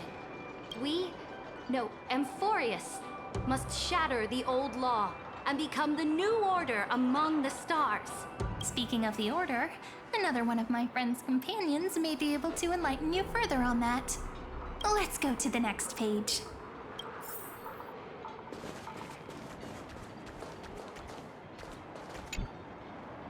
This next world is a nation of dreams. The first time I heard about that place, I didn't even know what to think.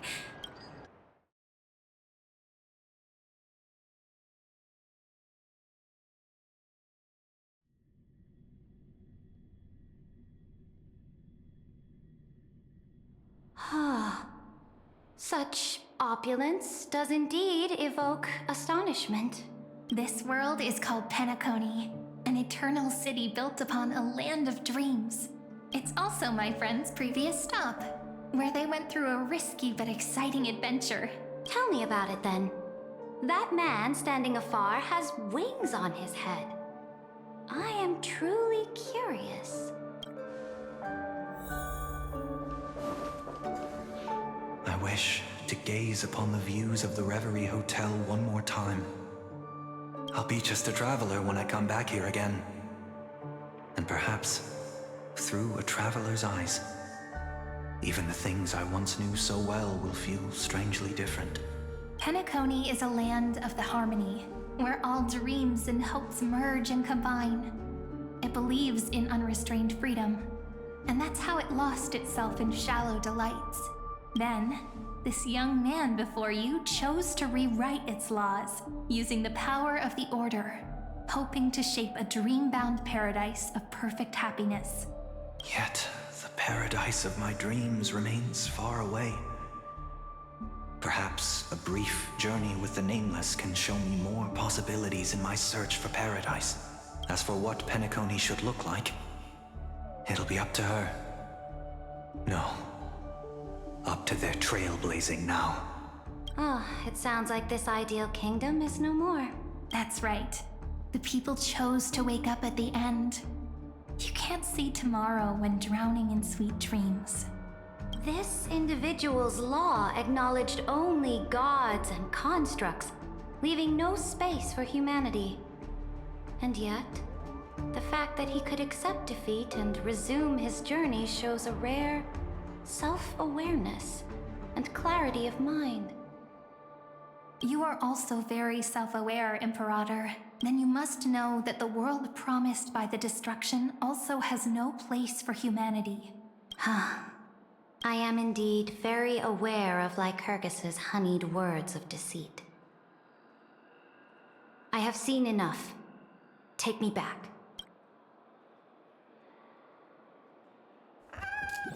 Then let's wrap up this trip down memory lane with one last scene. This absolute wonder. Isn't it pretty? That's our Amphorius. Our world flows and meanders in this endless band of light. Though we were born from the designs of the gods and are not yet truly alive, the Chrysos heirs of Amphorius still chose to stand against fate and carved a legend no different from that of humankind. Will you really renounce the heroes in this world's previous 30 million cycles, Imperator? Including even yourself. Will you bow to brutal destiny and allow that puppet master named the destruction to have their wish? I know what you want to do, sidekick. You want to use that deliverer's memories to influence me and tilt the scales of law toward her and the two geniuses. You really saw right through me, Imperator. How can one rule an empire if one is incapable of understanding people's minds? I have decided on Law's final destination. However, before I move my next chess piece, before we go on, tell me this, sidekick. Throughout her Trailblaze, was there ever a memory of the ocean?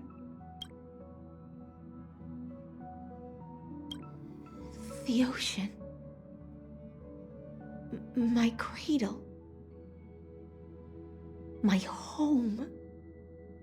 You shall complete your conquest in the ocean at the boundaries of this world, and eternally slumber in the sound of tides. You shall eternally slumber in the sound of tides, and complete your conquest in the ocean at the boundaries of this world. Our prophecies aligned as flawlessly as a sea snake circling upon itself. An elegant loop, like a joyful hymn, like the circulating ocean current, like our two fates, like Amphorius itself.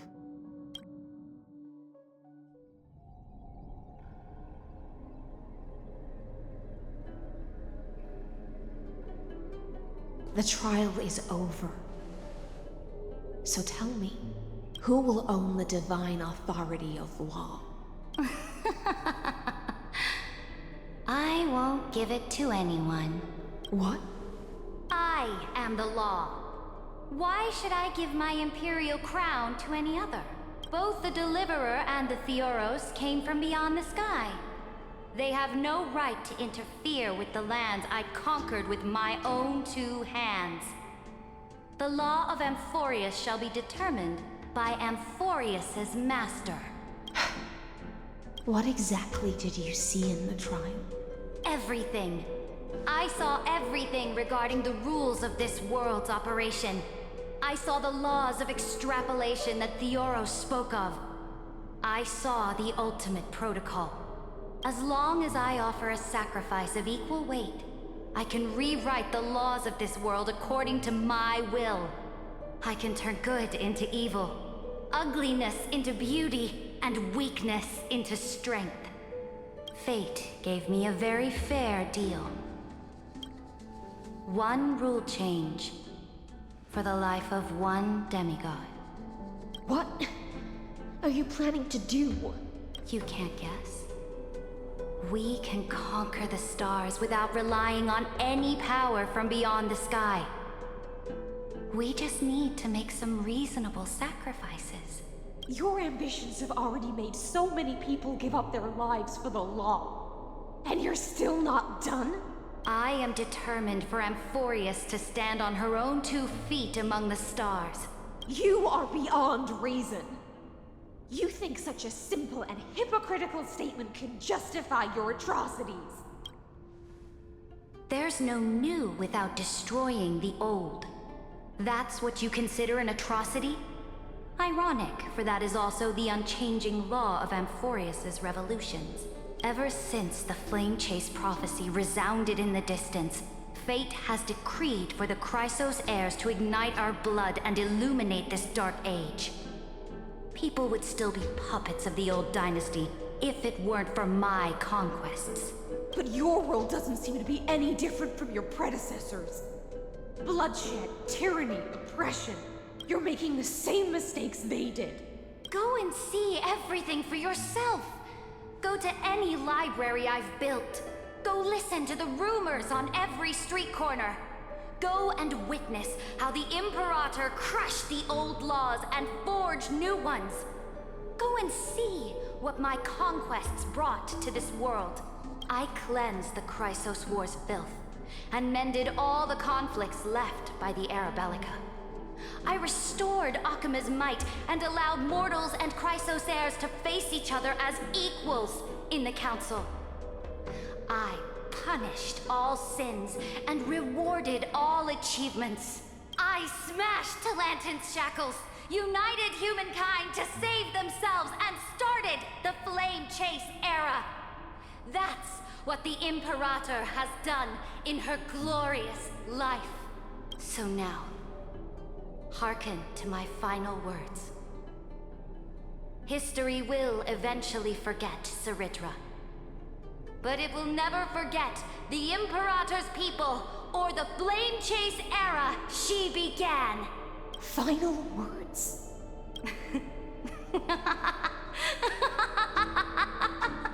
Amphorius is about to be destroyed. There's no time left for pointless debates. There is only one law I want to overturn to aid the final battle of deliverance. So I will only offer the life of one demigod. In the name of the Imperator, I command you one last time, Electra. Either sacrifice yourself for conquest, or pierce this tyrant's chest with your sword. Thus, the Imperator concluded her final speech. At the end of her life, at the last moment before she stepped onto the altar, she gave her most loyal subject the choice to decide fate, just as she promised her compatriots before her very first campaign. My blood flows in you now. Heroic compatriots, follow me, and we'll seize fate's reins! The Imperator fell. Some say that the Dux Gladiorum turned traitor and killed her liege. Some say that she imprisoned the tyrant in a shallow pond of water, then left. Which meant the Imperator had to kill herself to rewrite the law. There are countless stories about her death. All we can be sure of is when the knight left the vortex, the Imperator was still mumbling about their past conquests together, the beginning and the end of her existence. Imperator, wait! How could someone of your status come to the front lines? Let me be the flag bearer! The troops defending the pass to the west of the grove, have they surrendered? They ran as quickly as they could when they heard your name. The Golden Cocoon Pass is now in the First Legion's hands. Good. What about the Delosian militia? The Third Legion set fire to the mountains and flattened everything west of the basin. They just need a few more days. That is enough. We cannot afford to miss an opportunity for victory. Lastly, how many Laedonian cannons are left? They are no more. The Second and Fourth Legions have destroyed them all. Very good. They now have no way out, no reinforcements, and no artillery support. We will be able to liberate the Grove of Epiphany in the blink of an eye. We will launch the final charge 1 quint after the curtain fall hour tomorrow. Remember, as long as the Alliance's flag still flies on my shoulders, you must keep moving forward. Take no prisoners among the enemy's soldiers. All sages who resist are to be captured and tried according to martial law. And do not destroy any books. Now go! Notify the entire army! Understood! Those who are resolved to die, we salute you. Reporting in. The mountain dwellers are resisting fiercely, and the legendary Mountain Breaker has personally engaged in battle. Their formations are nigh impenetrable. Then cease our frontal assault. Send scouts to all legions and tell them to retreat into the Tritos Plains before the parting hour. What? Are you planning to surrender? It's a strategic change of plans. The seismic walking dragon is enough for that battlefield. Walking dragon? You mean that stupid beast, Terravox? What can they even do? Stupid? No. They are the wisest of all of Giorio's creations. Only they can perceive the currents of time. Let them deal with their earthly brethren. We will advance and take the lead in defeating what remains of our enemy. I will deliver the most fiery retribution for the humiliation they dealt us, and crown myself with a god-slaying wreath. Understood. I'll see to it. Those who are resolved to die, we salute you. The Temple of the Three Fates sent a letter, Imperator. They refused to surrender and said this letter is their last warning to us. Tell the commanding officers not to launch any attacks unless they receive the Imperator's handwritten approval. Disobedience will be punished by death. What are you doing? The priests of the Three Fates aren't soldiers, but politicians. Do not mistakenly believe they don't have a plan. These dying pests will wring out every idea from their brains, all for short-sighted gain. They are much shrewder than we are. I am inferior to them in that regard. They also have the prophecy to wield as a weapon, something I am not blessed with. Launching an unplanned attack will only disadvantage us, as all of Emphorius will judge our actions. Which means I will be heading to the battlefield myself, just as I have always done. This time, however, I will go alone. I will conduct secret negotiations to ensure fate is on our side. Understood. The legions will make their preparations. Those who are resolved to die, we salute you. Why are we not allowed to march out with the army, Imperator? This will be a long voyage with no return. Those of you who bear the prophecy cannot come with me. Why are you personally leading this battle if it's doomed to fail? The Flame Chase journey cannot be without a leader. That is correct. The Empire will be without a head when the Imperator falls. But remember, as long as you seize the right opportunities, even a chaotic gain will remain winnable. My departure will create a long staircase for you. You will understand what I mean when news of my death reaches your ears. Saridra, is our journey about to be over? Destroy the old laws and forge new ones. My conquest has reached its limits within the borders of Amphorius. Since the prophecy already decreed that the Imperator would never conquer the stars as she wished, I will bow out here and try no more. More Chrysos heirs bearing divine authority will be born, and many more heroes will arise. Will they demand peace or war?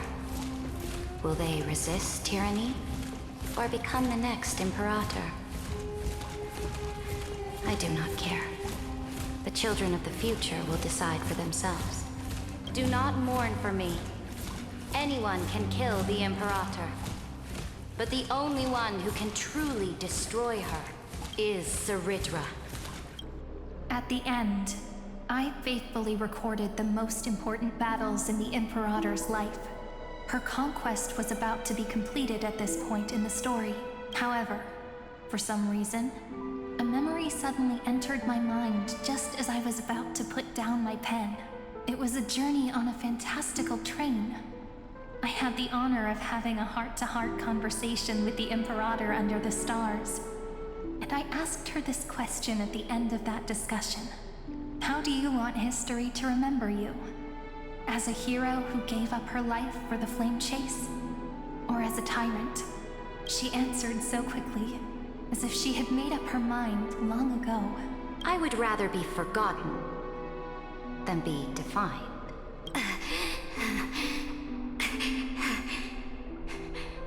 Because the law can be neither eternal nor unchallenged. And only humanity can pen laws into history's pages.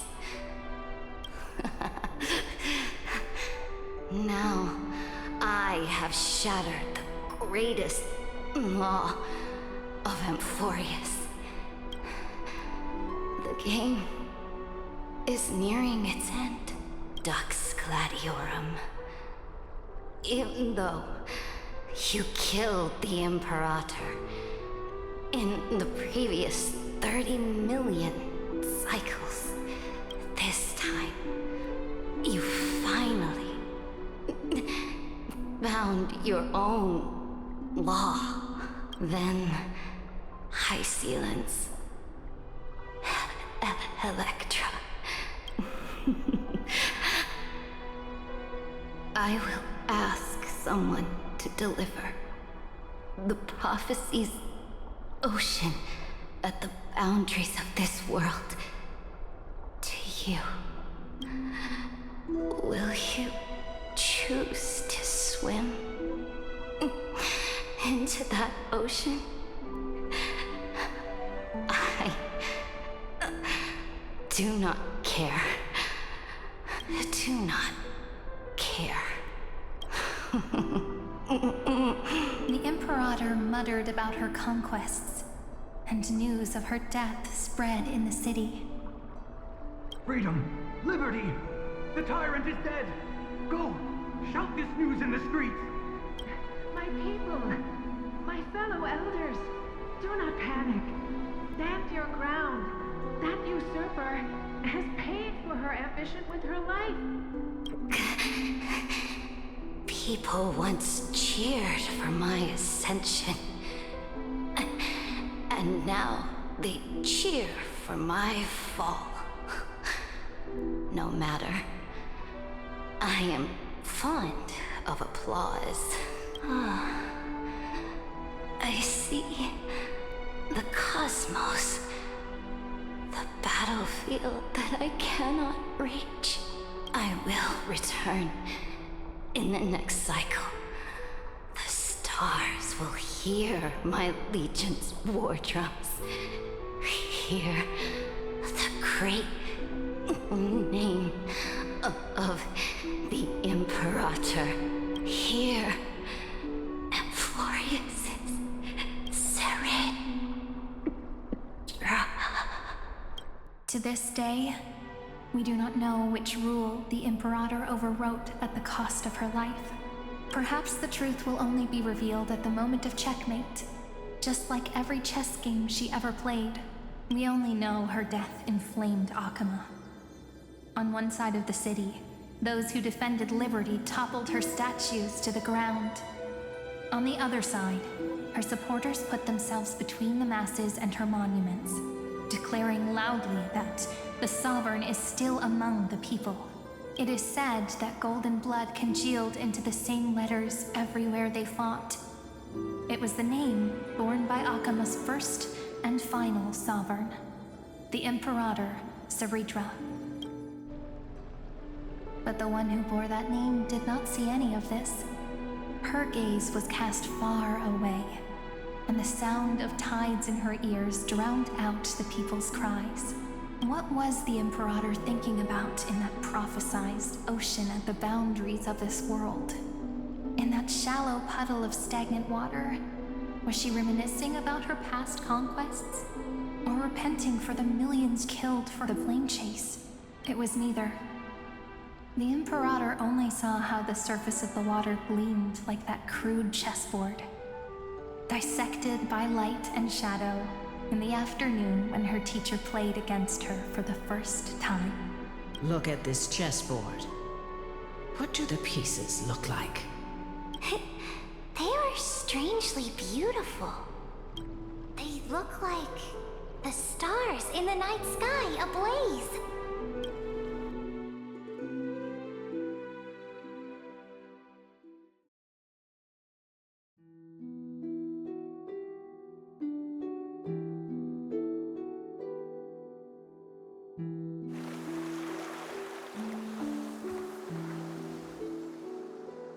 From that page emerged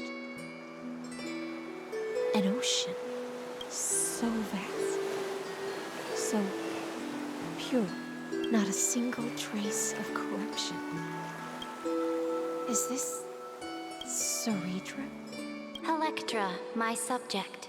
Ever since you walked out of the tainted ocean and pledged yourself to me, I have seen the abyss in your eyes and the emptiness in your heart. That was why I promised you a new ocean, where the Imperator's ambitions would serve as the currents, and loyalty would be its light.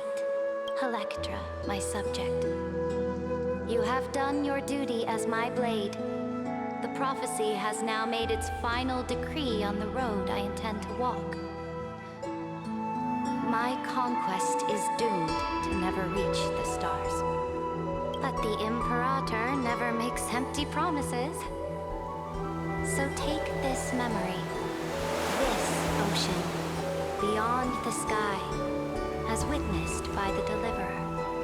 This is the final gift that the Imperator can leave for her subject.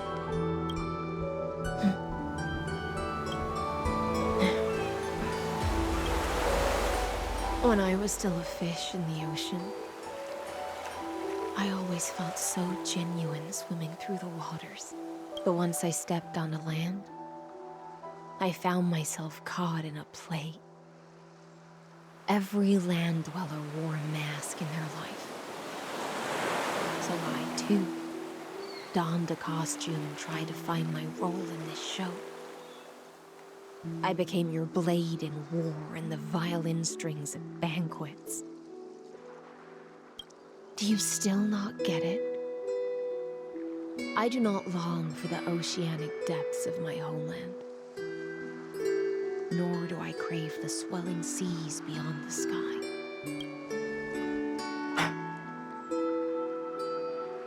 Perhaps even I don't know what I want. I still don't know where I should swim to at the end, but I know one thing right now. A fish is simply a fish. And she can never leave the ocean she's in. But whether under the ocean or on land, we two prisoners who can never escape this cave can still look outside the cave and see the stars. I have to admit, the 12-factor simulation of life in this experiment has far exceeded my expectations. Make your choice then, senior society member. Do you want to keep walking down the wrong path and be remembered for your incorrect conclusions? Or do you want to return to the audience's seat and give yourself, Amphorius, and the entire cosmos a more fitting end? I must refuse. A dead man never fears death. Did I not make myself clear? Have you forgotten about our dear Lord of Silence? You wouldn't want her to consider your 8 other clones as cancers within the erudition and chop them all up, would you? Your logical deductions are vastly different from mine. Therefore, allow me to provide one more academic recommendation. Listen, my peers. Why don't you look beyond this world? Just as the Chrysoseirs did. Re-evaluate your calculations and take into account all enemies in the upcoming war among the eons. Amphorius is not a place where 3 paths entangle, but where 3 paths fight to the death.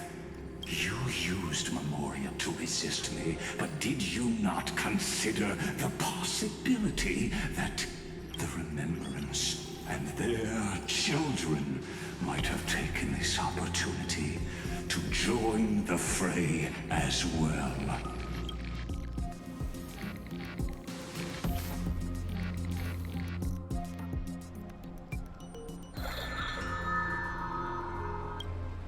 Oh, so this isn't just silence.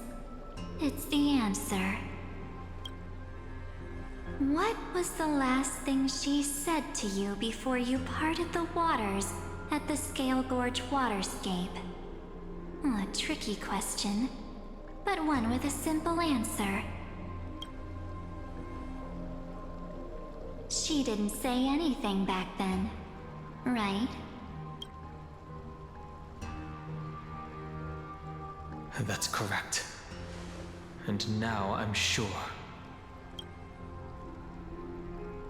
You are not March 7th. There's no way she would remember that detail.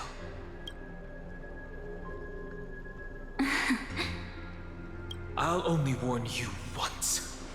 Leave her body now. How impulsive. That's not like you at all. Why don't you calm down and think about another possibility? I didn't take over March 7th's body. Rather, it's March 7th who regained my memories.